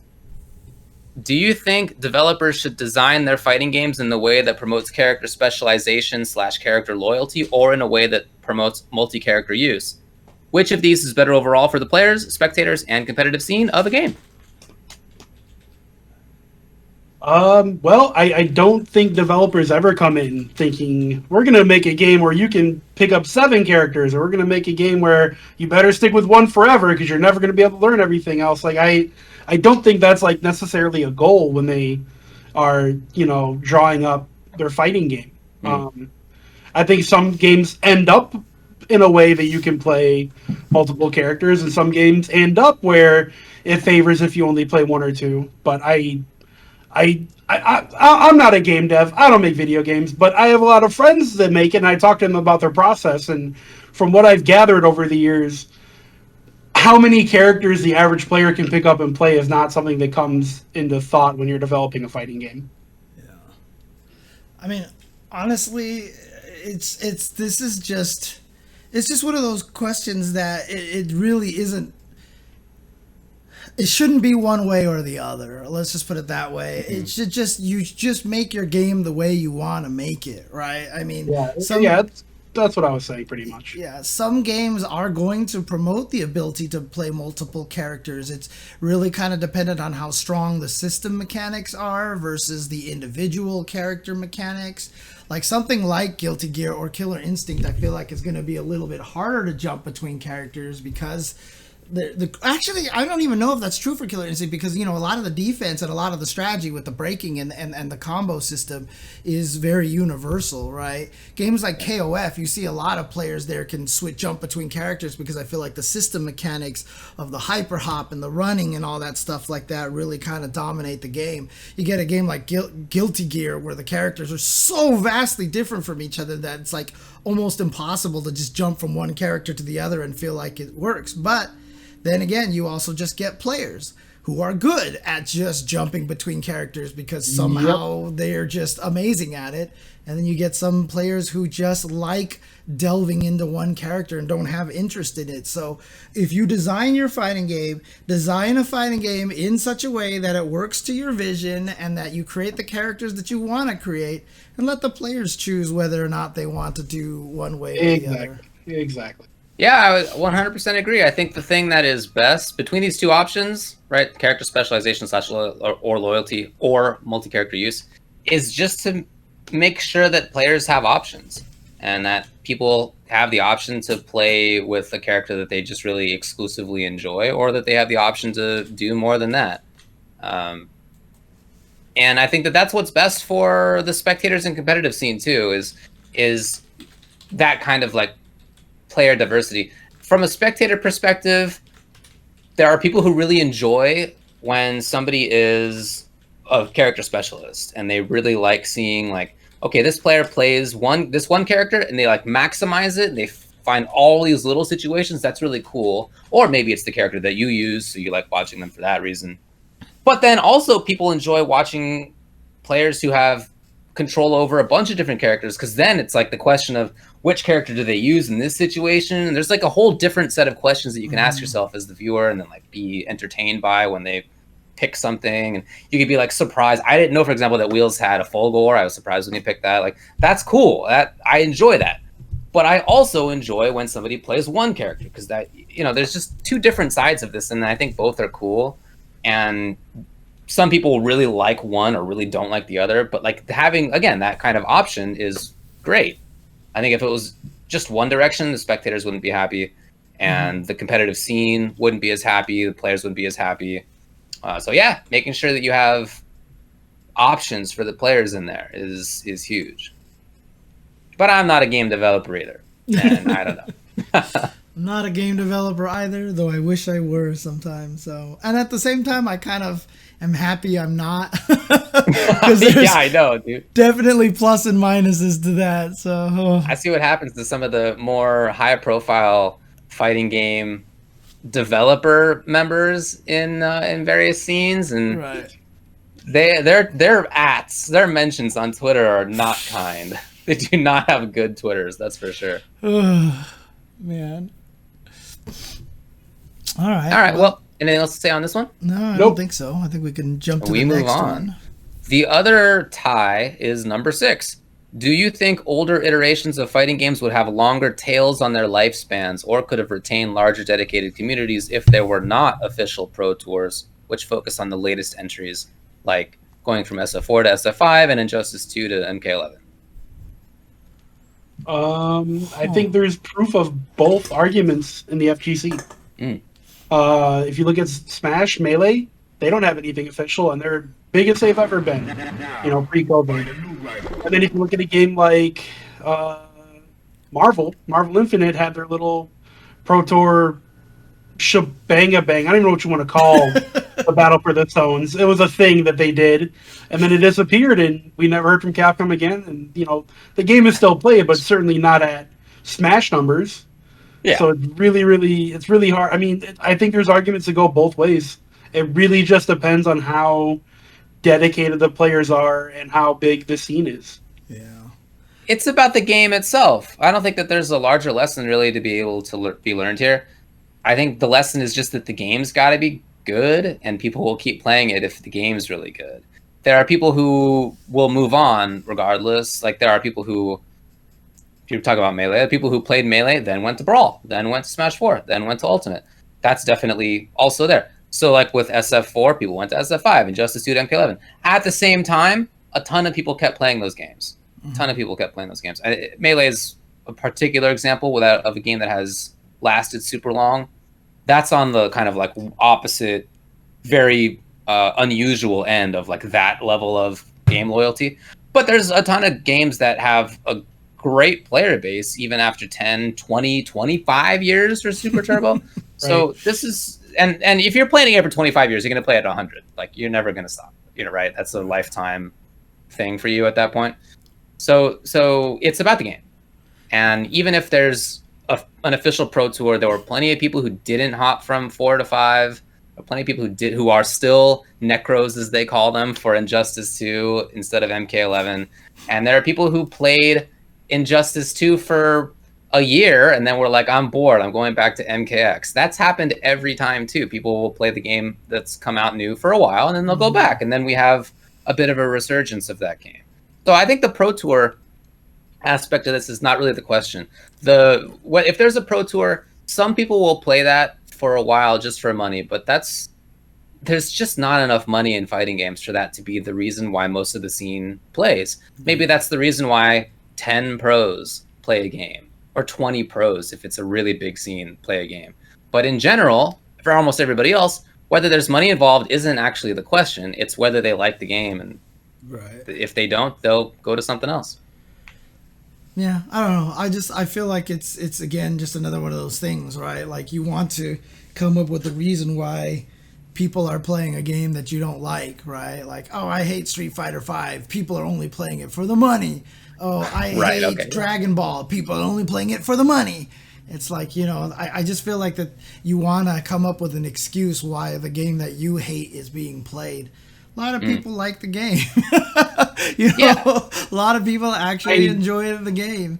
And, I do think that Pro Tours help people enter tournaments more casually. And I do think they help people stay interested in the game. Yes. So it definitely does help the lifespan of games, but to what extent is really, really hard to say. Yeah, I don't mean to say that it has no effect. I just think that ultimately it's about whether the game is good. But I don't want to say that there's no value in them. Like, I'm involved in some. I feel like there's value in them. But I mean, it's not the case, I think, that they keep a game that's not otherwise popular afloat.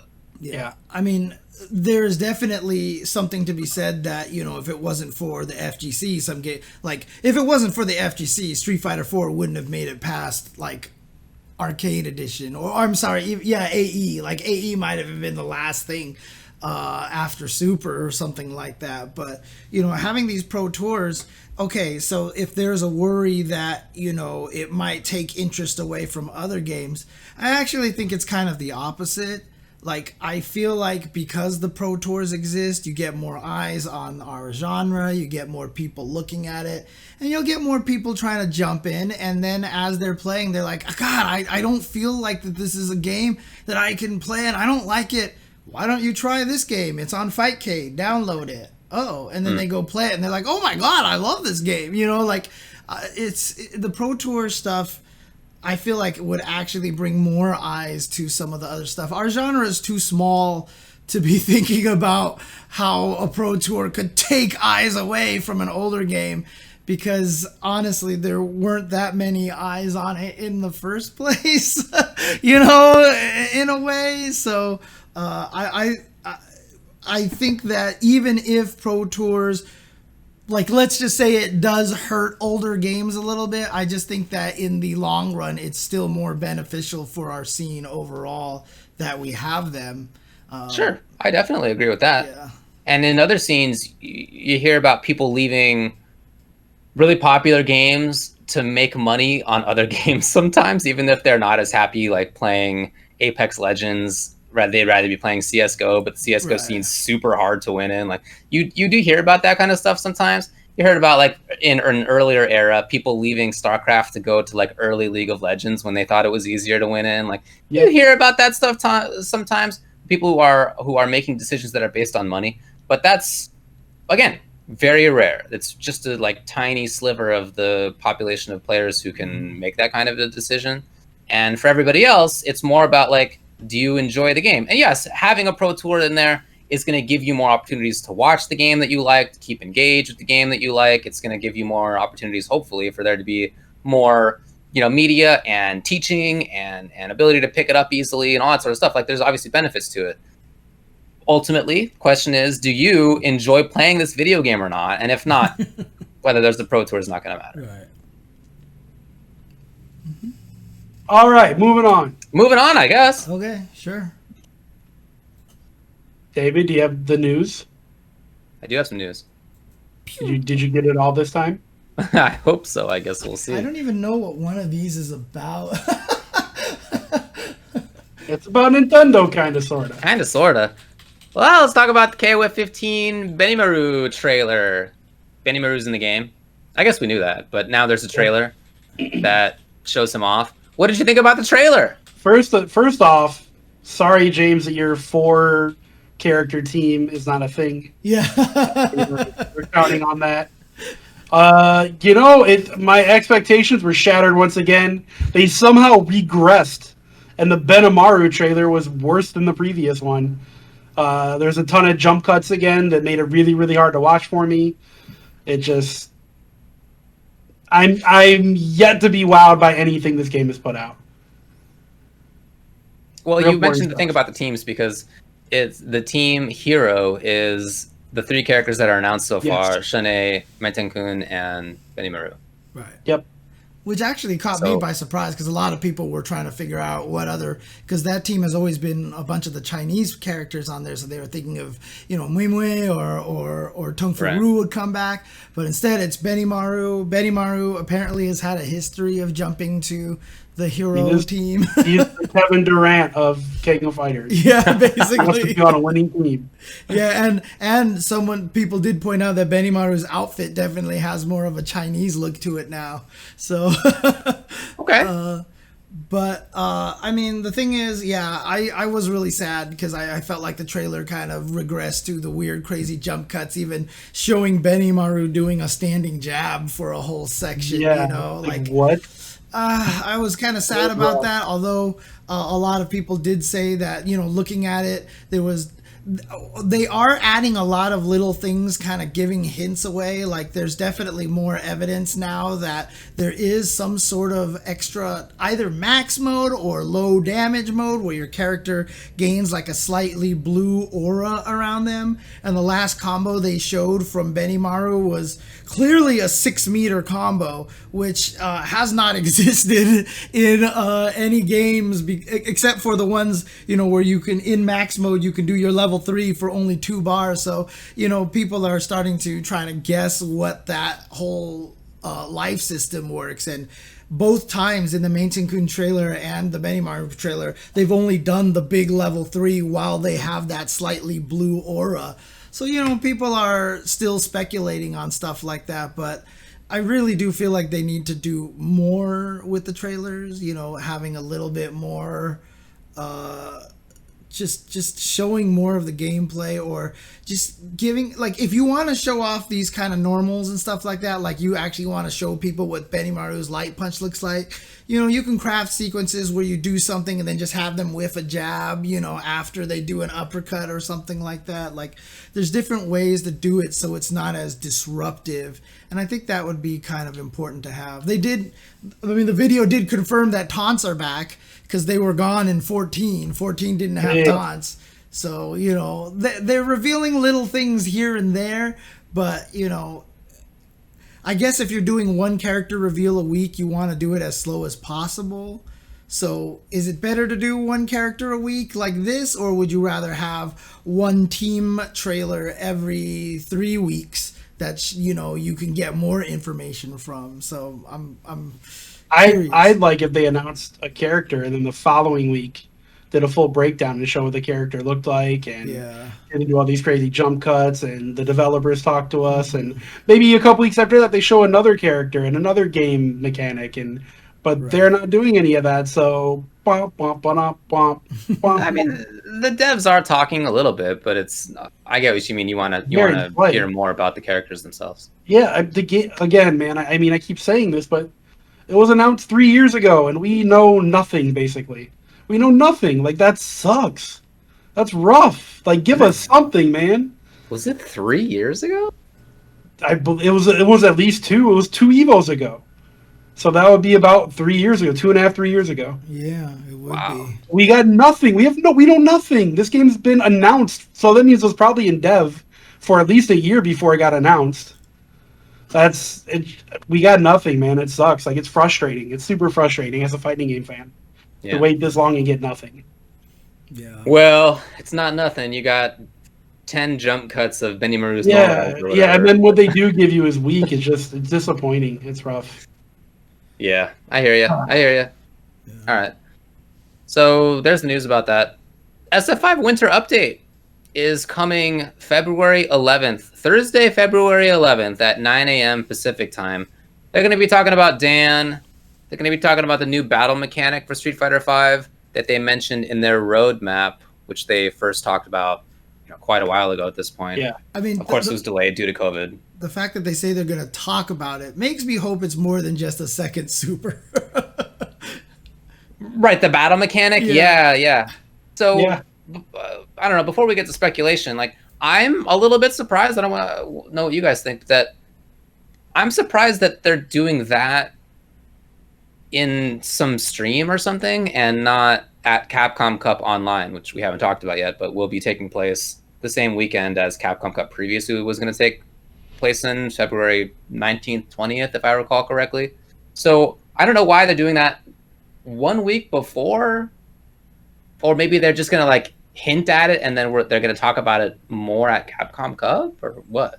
Yeah. I feel like maybe they did plan to announce it and show it off at Capcom Cup, but now that there's not a Capcom Cup, they're just separating the two things, because it looked like the Capcom Cup Finals format now is just a bunch of exhibition matches. It is. And maybe they were just like, well, I don't know how to really fit this in properly, so we'll just show it off the week before and make it its own thing. Like, that's probably what's going to happen, because I would assume the actual release for the update happens during Capcom Cup, like it has the past 2 years. Mm. Yeah.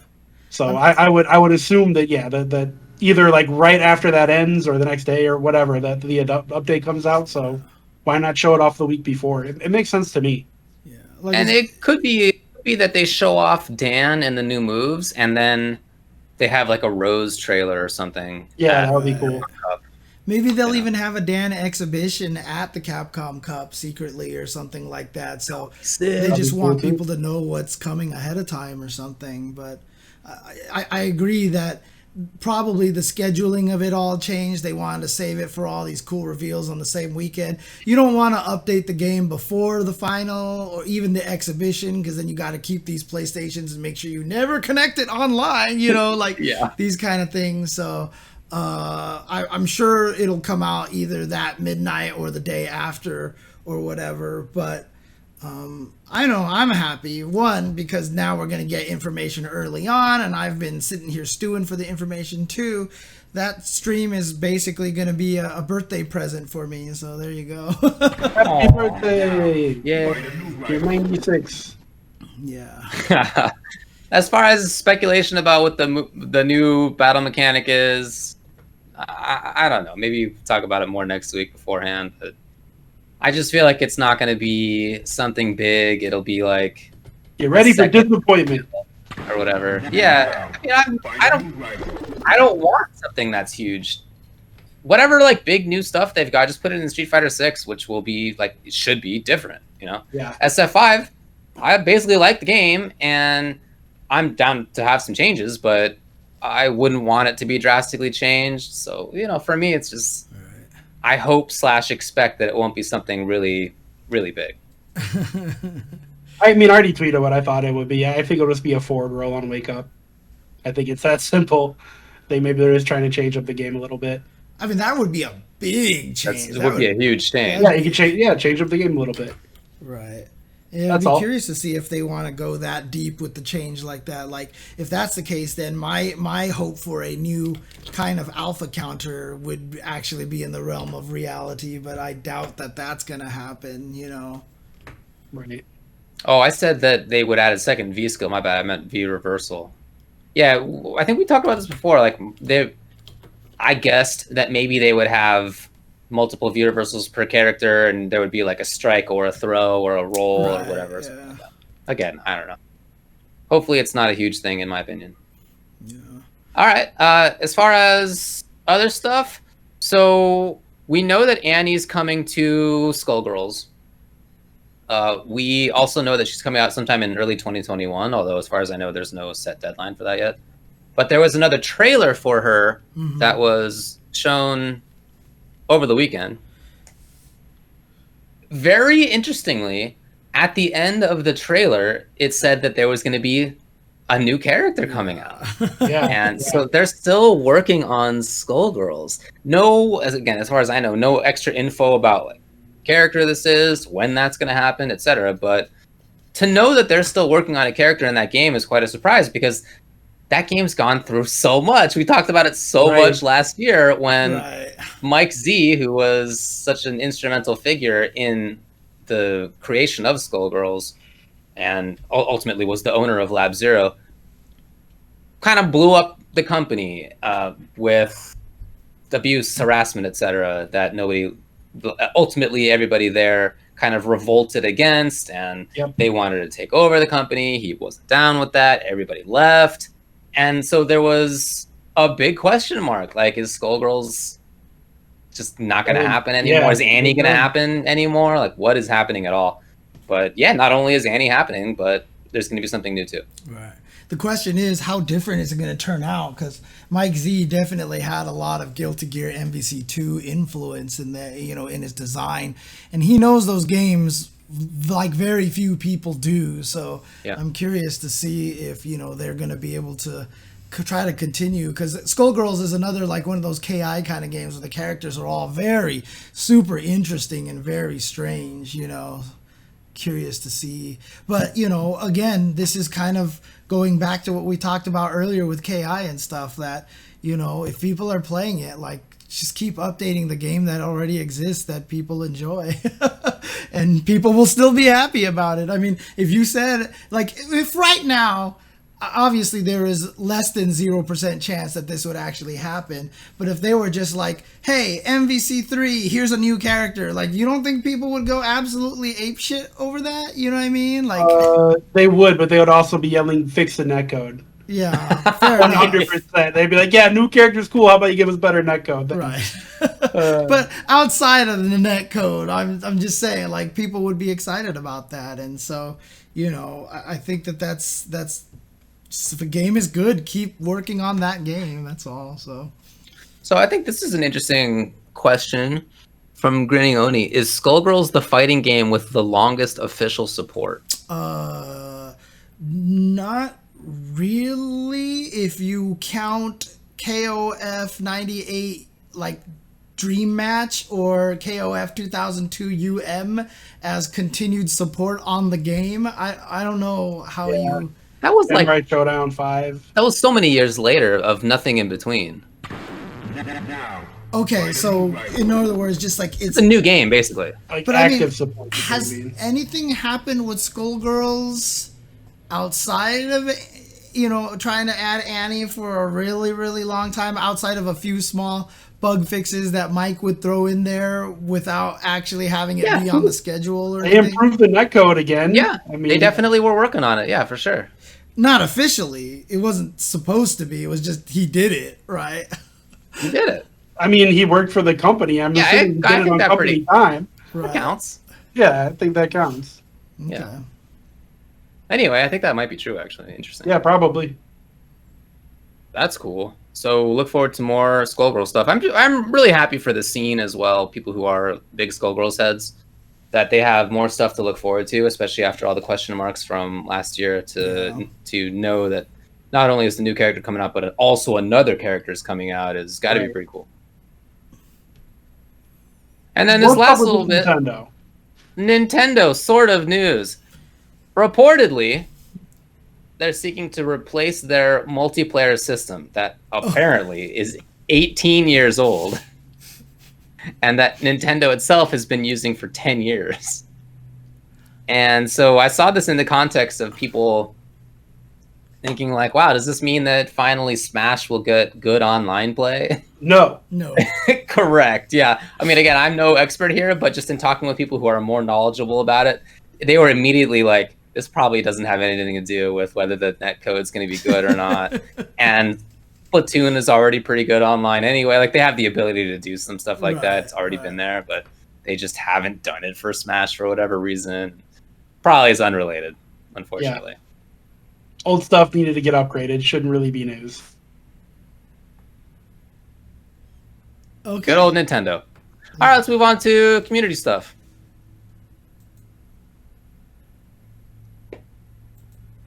All right.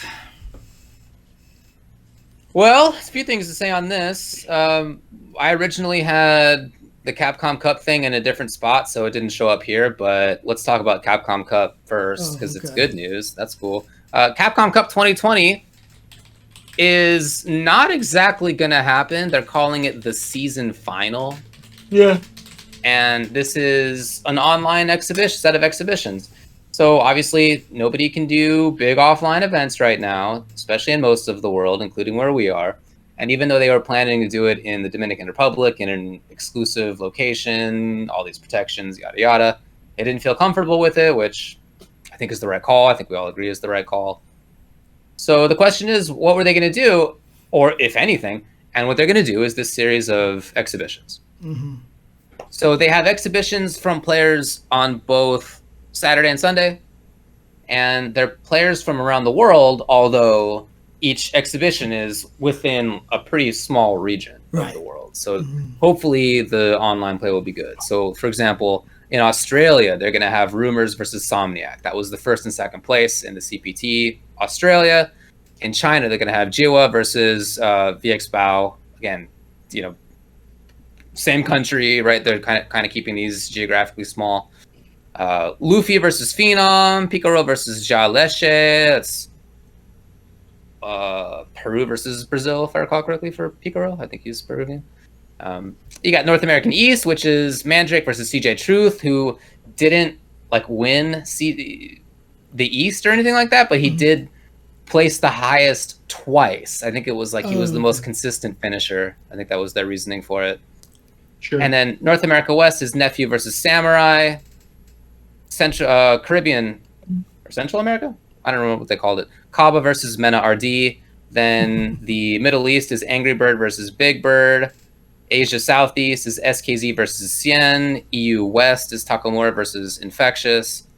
North America East is Idom versus Smug. And then Asia East is Daigo versus Gachikun.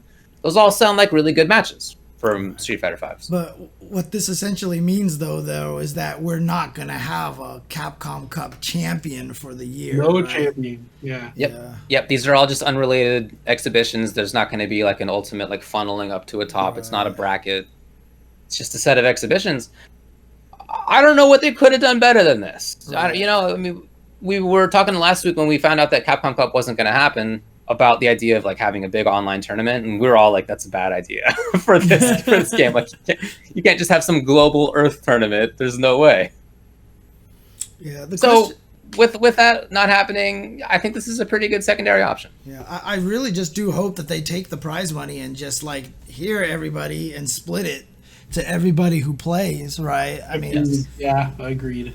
Really, really hope that happens. Yeah, exactly. A lot of people are talking about that, about the prize pool. I just really hope that a lot of the players get paid for playing in these exhibition matches, right? And you know what? I don't think any of those players will balk about not having the chance to get that 250 if they all just get their fair share for playing in these competitions. And everybody who qualified hopefully gets a little something, I think at least award them for that, or maybe they'll try to find a way to extend their qualification into the next year. Who knows how they're going to do it, to be honest.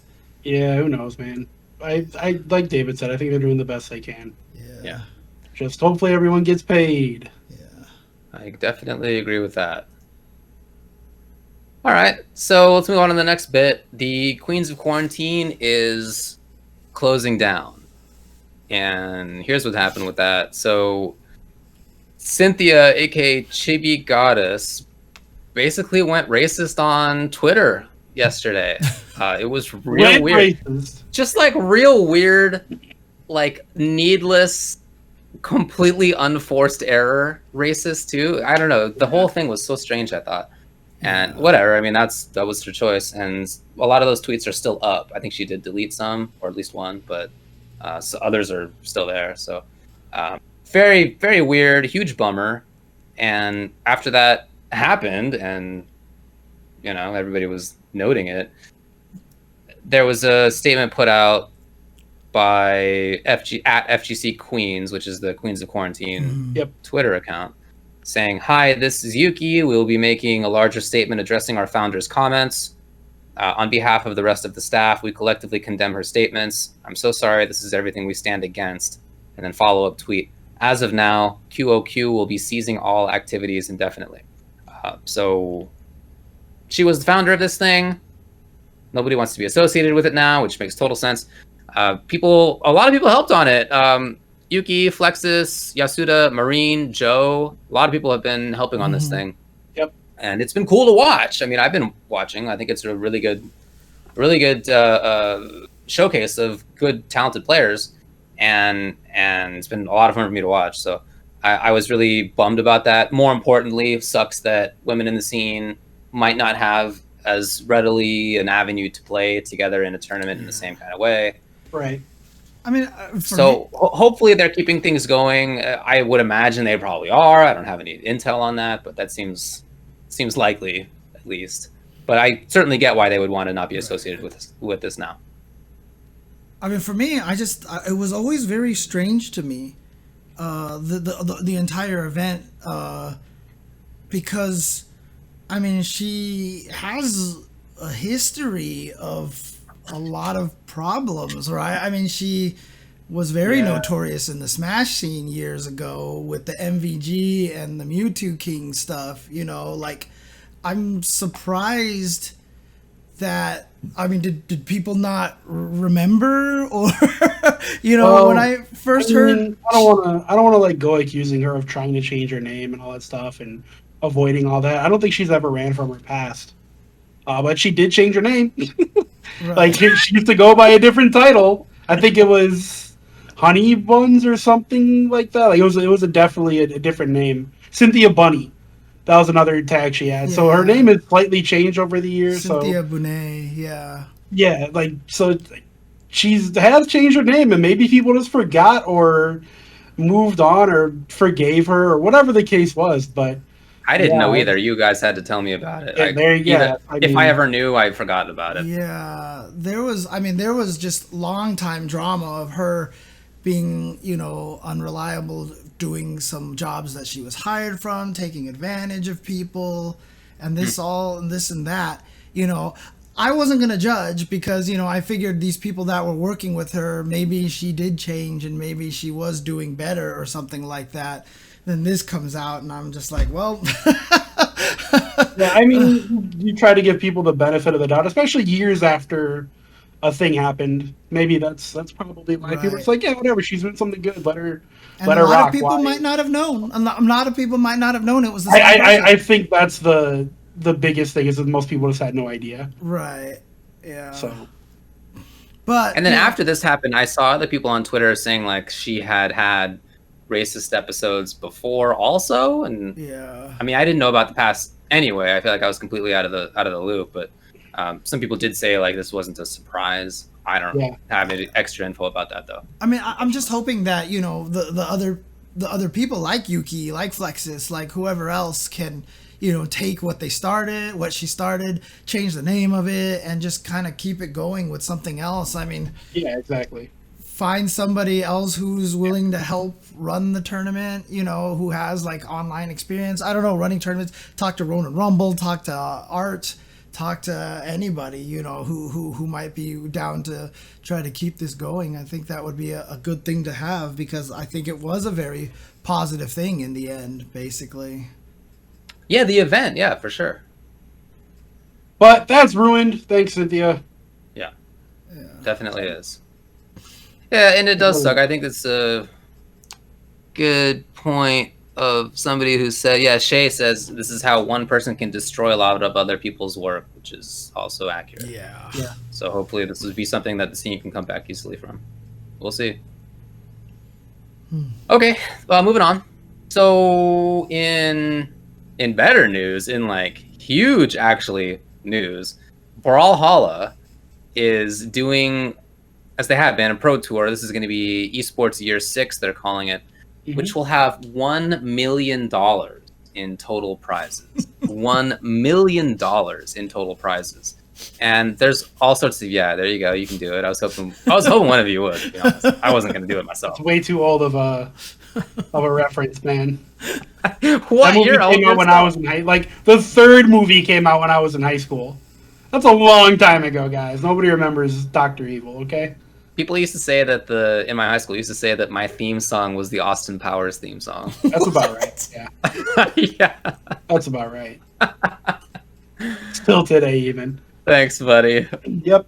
Anyway, $1 million, and they have all these tournaments lined up, and they're talking about how like some tournaments are getting $25,000, some are getting $15,000, et cetera, et cetera. And if you kind of like do the math on that, it might be the case that the World Championships at the end is $650,000 by itself. That'd be cool.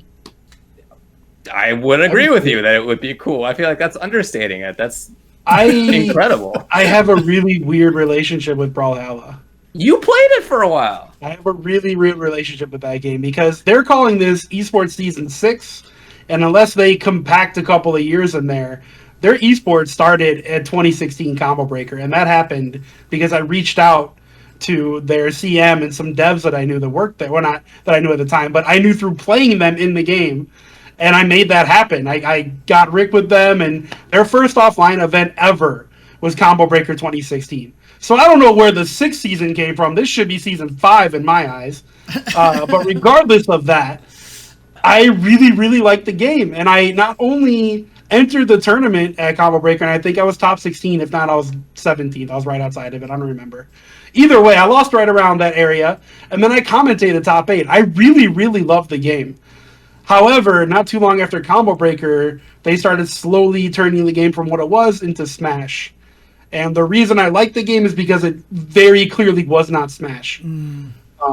So I kind of stepped back from the game. I let it go where it went, and players kept playing it, and that's cool and all. But now I see like $1 million prize spots, and I'm like, man, I should have just pretended to really like this game for a few years, and maybe I'd actually be making real commentary dollars. But whatever, it's fine. Like I don't think I could have pretended to like it for 4 years after Combo Breaker. Dang. Because I like I said, it really became more Smash-like, and that's not for me. People have actually asked, you know, Brawlhalla is big and has all these prize pools and stuff. Why isn't it at any of our FGC events, right? Like, I mean, was that Combo Breaker, and they made little Raspberry Pi stations and loaded up thousands of controller. What are those things? When you put not the debug, the BIOS drivers. Right. There you go. Thousands of controller drivers, so people could just walk in and plug in their controller, no matter what it was at Combo Breaker, and play. Right. I'm assuming that's probably why we don't see it at majors, because it takes so much work to allow all the controllers to plug into PCs and not have issues, because it was a PC only game. However, now you can play on PlayStation 4 and Xbox and blah blah blah blah. No, because I was about to say, isn't controllers and PCs super easy to do for tournaments? I mean, of course not, and that's why the fighting games can't be ran on PC in tournament. But that's a whole different discussion. But the game is on console and has full crossplay now, so I'm actually surprised we don't see it at more FGC events. No, you definitely do see it at FGC events. It was pretty significant at CEO. I remember it being there. But CEO is known as like a Smash tournament too. That's why. I guess that's true. It's okay. It's also at DreamHack. Maybe that's not like FGC exactly, but it is an offline tournament. Yeah, I'm just wondering why it's like not considered. Like, why don't we have it like top 8 on stage? Why is it not considered for because it's Evo? mostly playing on PC. And there's a Hmm. lot of people that don't want to play on a PS4 controller, and that creates problems.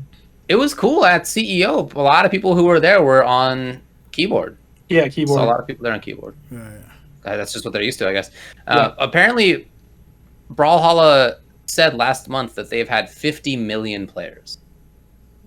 It's free to play. It makes sense. Wow. It's rollback Free netcode, to play works, guys. I'm not yelling it every Tuesday because it's a lie. Free to play works for fighting games, and guys. it's rollback netcode, right? And I guess you'd consider rollback. It has really good netcode. Okay. I don't remember ever getting actual rollbacks when I play it when it felt like lag. It just felt like lag. But yeah, it has really, really strong netcode, whatever they use. Right. Okay. Cool. All right, that's it. That's all I got for news. Cool. Mailbag. What do we I got? haven't looked at any of the questions. What are they? Hit me. Do you have them written down, James, or should I just say them?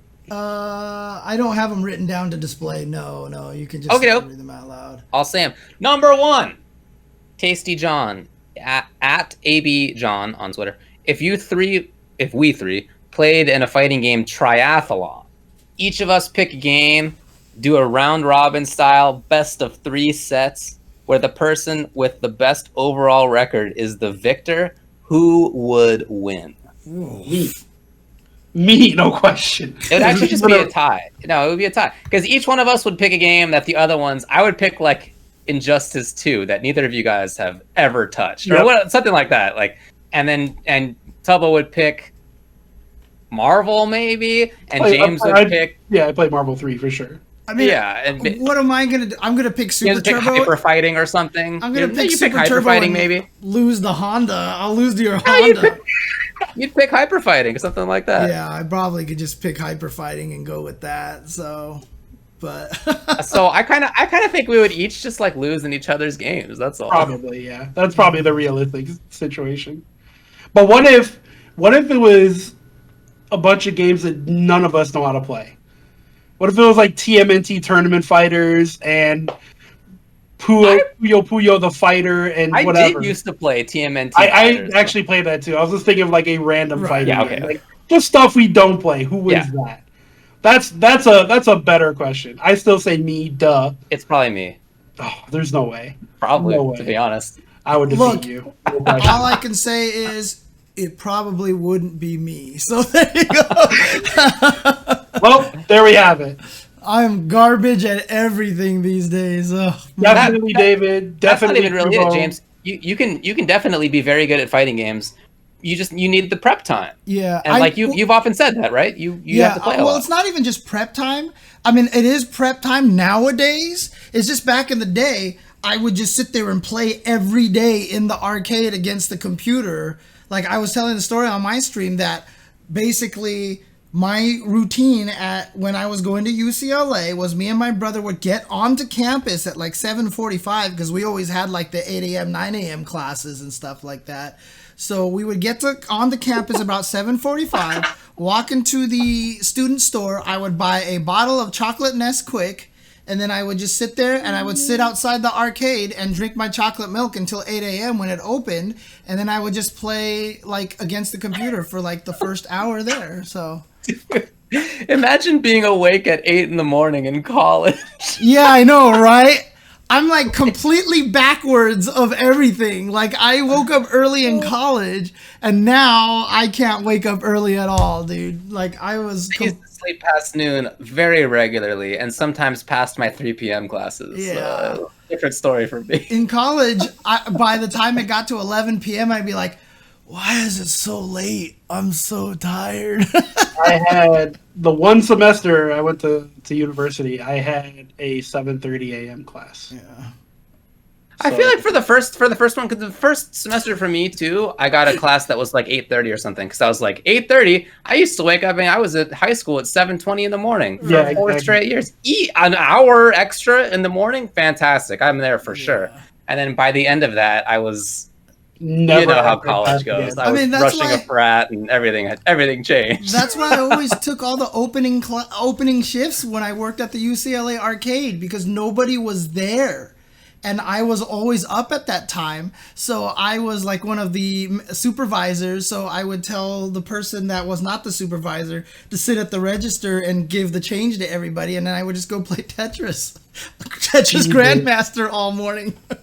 What a great employee, model employee, James Exactly, Chenley. dude. No, Oric is definitely right. We were definitely texting at 8 a.m. this morning when he woke up and right before I went to sleep. So, yeah. Good luck. Yeah. All right. But- Anything else to say about this mailbag question? Nope. Nope. Number 2 from Macross. Which obscure game would you guys win in a surprise mystery game tournament? Whoa. This is kind of. I don't think this is just limited to fighting games. I think this Yeah. just seems like, in general, games that you could play competitively in a mystery game event. I mean, look. None of y'all are beating me in Tetris. I don't give a shit. Okay. But that's not going to happen in some random mystery game. They're not going to be like, guess what game you've never played before? Tetris. Yeah. Okay. Absolutely fair. not. Fair. We got this brand new game for mystery tournament this year. Tetris. Oh. I'm trying to think of what well, I mean, like, I could honestly just name, like, any sports game. And I'm pretty sure I can beat the majority of the FGC. So, I don't know, like, Madden 03 would be mine. Madden 03. Yeah, Yeah, I haven't played a 03. sports game since the 90s, so it would not be Madden good for me. 03 would be, yeah, it's definitely my go-to. Or maybe 2005. Either of those years, nobody's beat me at FGC. I mean, there was that one Long Beach event that we did for Goodwill. I think it was that. No, it wasn't for Goodwill. It was for Salvation Army. It was one of those two. But their mystery game was Tetris, and boy, were people bad at that game. And they got me to commentate it, and I was getting so angry. I was getting so mad. Like, how are you Punk? And you are like the greatest player of fighting games in the world, and then you play Tetris and you can't even clear a single goddamn line, dude. Like, I mean, Because they're nothing alike, that's why. Yeah, they're very different games. I would probably blow everybody up in combat on the Atari 2600 for sure. You guys are all free on that. All right. All right. I've got all the teleportation tech and all that stuff like that in that game. So, what else would it be? Like, there would just be a lot of like old school NES games that I could probably just bust out and win in those games. What random games did I used to play a lot? I like me in Sid Meier's Gettysburg. Is that even like, can you play against another human? I don't remember. Just trying to think of a totally random game I used to play a lot. I could beat yeah, I you don't guys know. all in Teppen right now. Right now. There's a lot of fighting game players out there that can beat you at Teppen. Don't make me call my boy Kyle P. Oh, no, for sure. There's a lot of fighting game players that would beat me in Teppen, but I'm saying I could beat you guys in Teppen right now. I mean, you can beat me for sure. That's no question. Yeah. I mean, I'm using the shit that Kyle P gave me, right? Like, he's been one of my main, God, it's super cheap, and he's like, yeah, that's cheap. Yep, you're right, James. Yep. He's been my whining sponge for a while now. He loves it, dude. He loves hearing me cry about that game. All right, I like me in Arm Joe. That's the answer. And what? See me in Arm Joe. That's not even a real game. You made that up right now. Nope, Arm Joe's a real game, I'm afraid to tell you. All right. I believe you can beat me. It's a Les Miserables fighting game. Well, if that's the case, I'd probably beat you all. I like in me. Sango Fighter or Dynasty Warriors 1. Oh, man. God, what other stupid games? Like, I'm trying to think of competitive games like that I played with my brother on the NES And like, it's so hard for me to remember some of those games. I swear. Yeah, I don't know. I can't tell you. Sports Trojan. games. All right. Double Dragon and Trojan. There you go. I can beat you guys on NES in those games in the one-player mode. So. Ooh, I played a lot of Spy versus Spy with my brothers. Yeah. Oh, dude, I played so much Spy versus Spy, but that game had problems though. Like if the maps were a little more randomized and the starting locations were randomized, the game would have been so much better. But Spy versus Spy is so good. Like there was one rule, like. Because there was one stage where you could basically, whoever started first could block the other player instantly just by electrifying a door and then getting through there. And then he had access to like 90% of the stage and the other guy couldn't get through. And so we had to make house rules to not be able to do that and stuff like that. So, yeah. All right. Yeah, I played Bushido Blade. I thought that game was a pile of garb, but very interesting idea. Just like pretty bad, but an interesting idea. All right, anything else to talk about? You guys doing anything this weekend? What do you got? Nope. No? I'm doing Among Us Friday Frenzy. Oh, that's cool. Friday. Nice. So I have discovered how deep the rabbit hole goes on Celeste. I did not realize how deep the rabbit hole went because, like, I've finished all the A sides. I've gotten all the strawberries. I finished every B side except one. I've just got to finish. And then I heard the farewell DLC is super. Then people started telling me there's actually a list of players who have actually 100% of the game. There is a list of players who have actually 100% of the game, and it's not very long. And so now I'm starting to wonder, is this something that I want to do? Because I will tell you right now, I freaking love this game. Like, this game is so good and it's so fun and the controls are amazing, but I've heard that once you get towards the end, like, the shit that they make you do is like not even like, it shouldn't even be, you shouldn't subject humans to some of the things that they make you do in that game. So I'm wondering how close I can get before I give up. No comment. I'm not making any comments. Probably for the best. Yeah. It is a great game. I really like Celeste. How far did you get in it, David? I think I just made it up through all the A's. I don't think I did any of the B's. Okay. But I enjoyed it, and maybe I did a couple, and then I just like lost interest. But it was really fun. Yeah, no, trust me, Dizzy Gunner. That's all I'm thinking. I could be on that list. I could be on that list, and I'm just like thinking about it because, like I said, I have never considered, like, I have always said, like Olaf, my roommate, speedruns Bloodstained Rituals of the Night, and in the Zangetsu run, he's actually number 2 in the world right now on the Zangetsu run. That's cool. And I was just like, that. I would never actually ever want to speedrun a game because it's just so stressful and, like, I don't know if I could do it.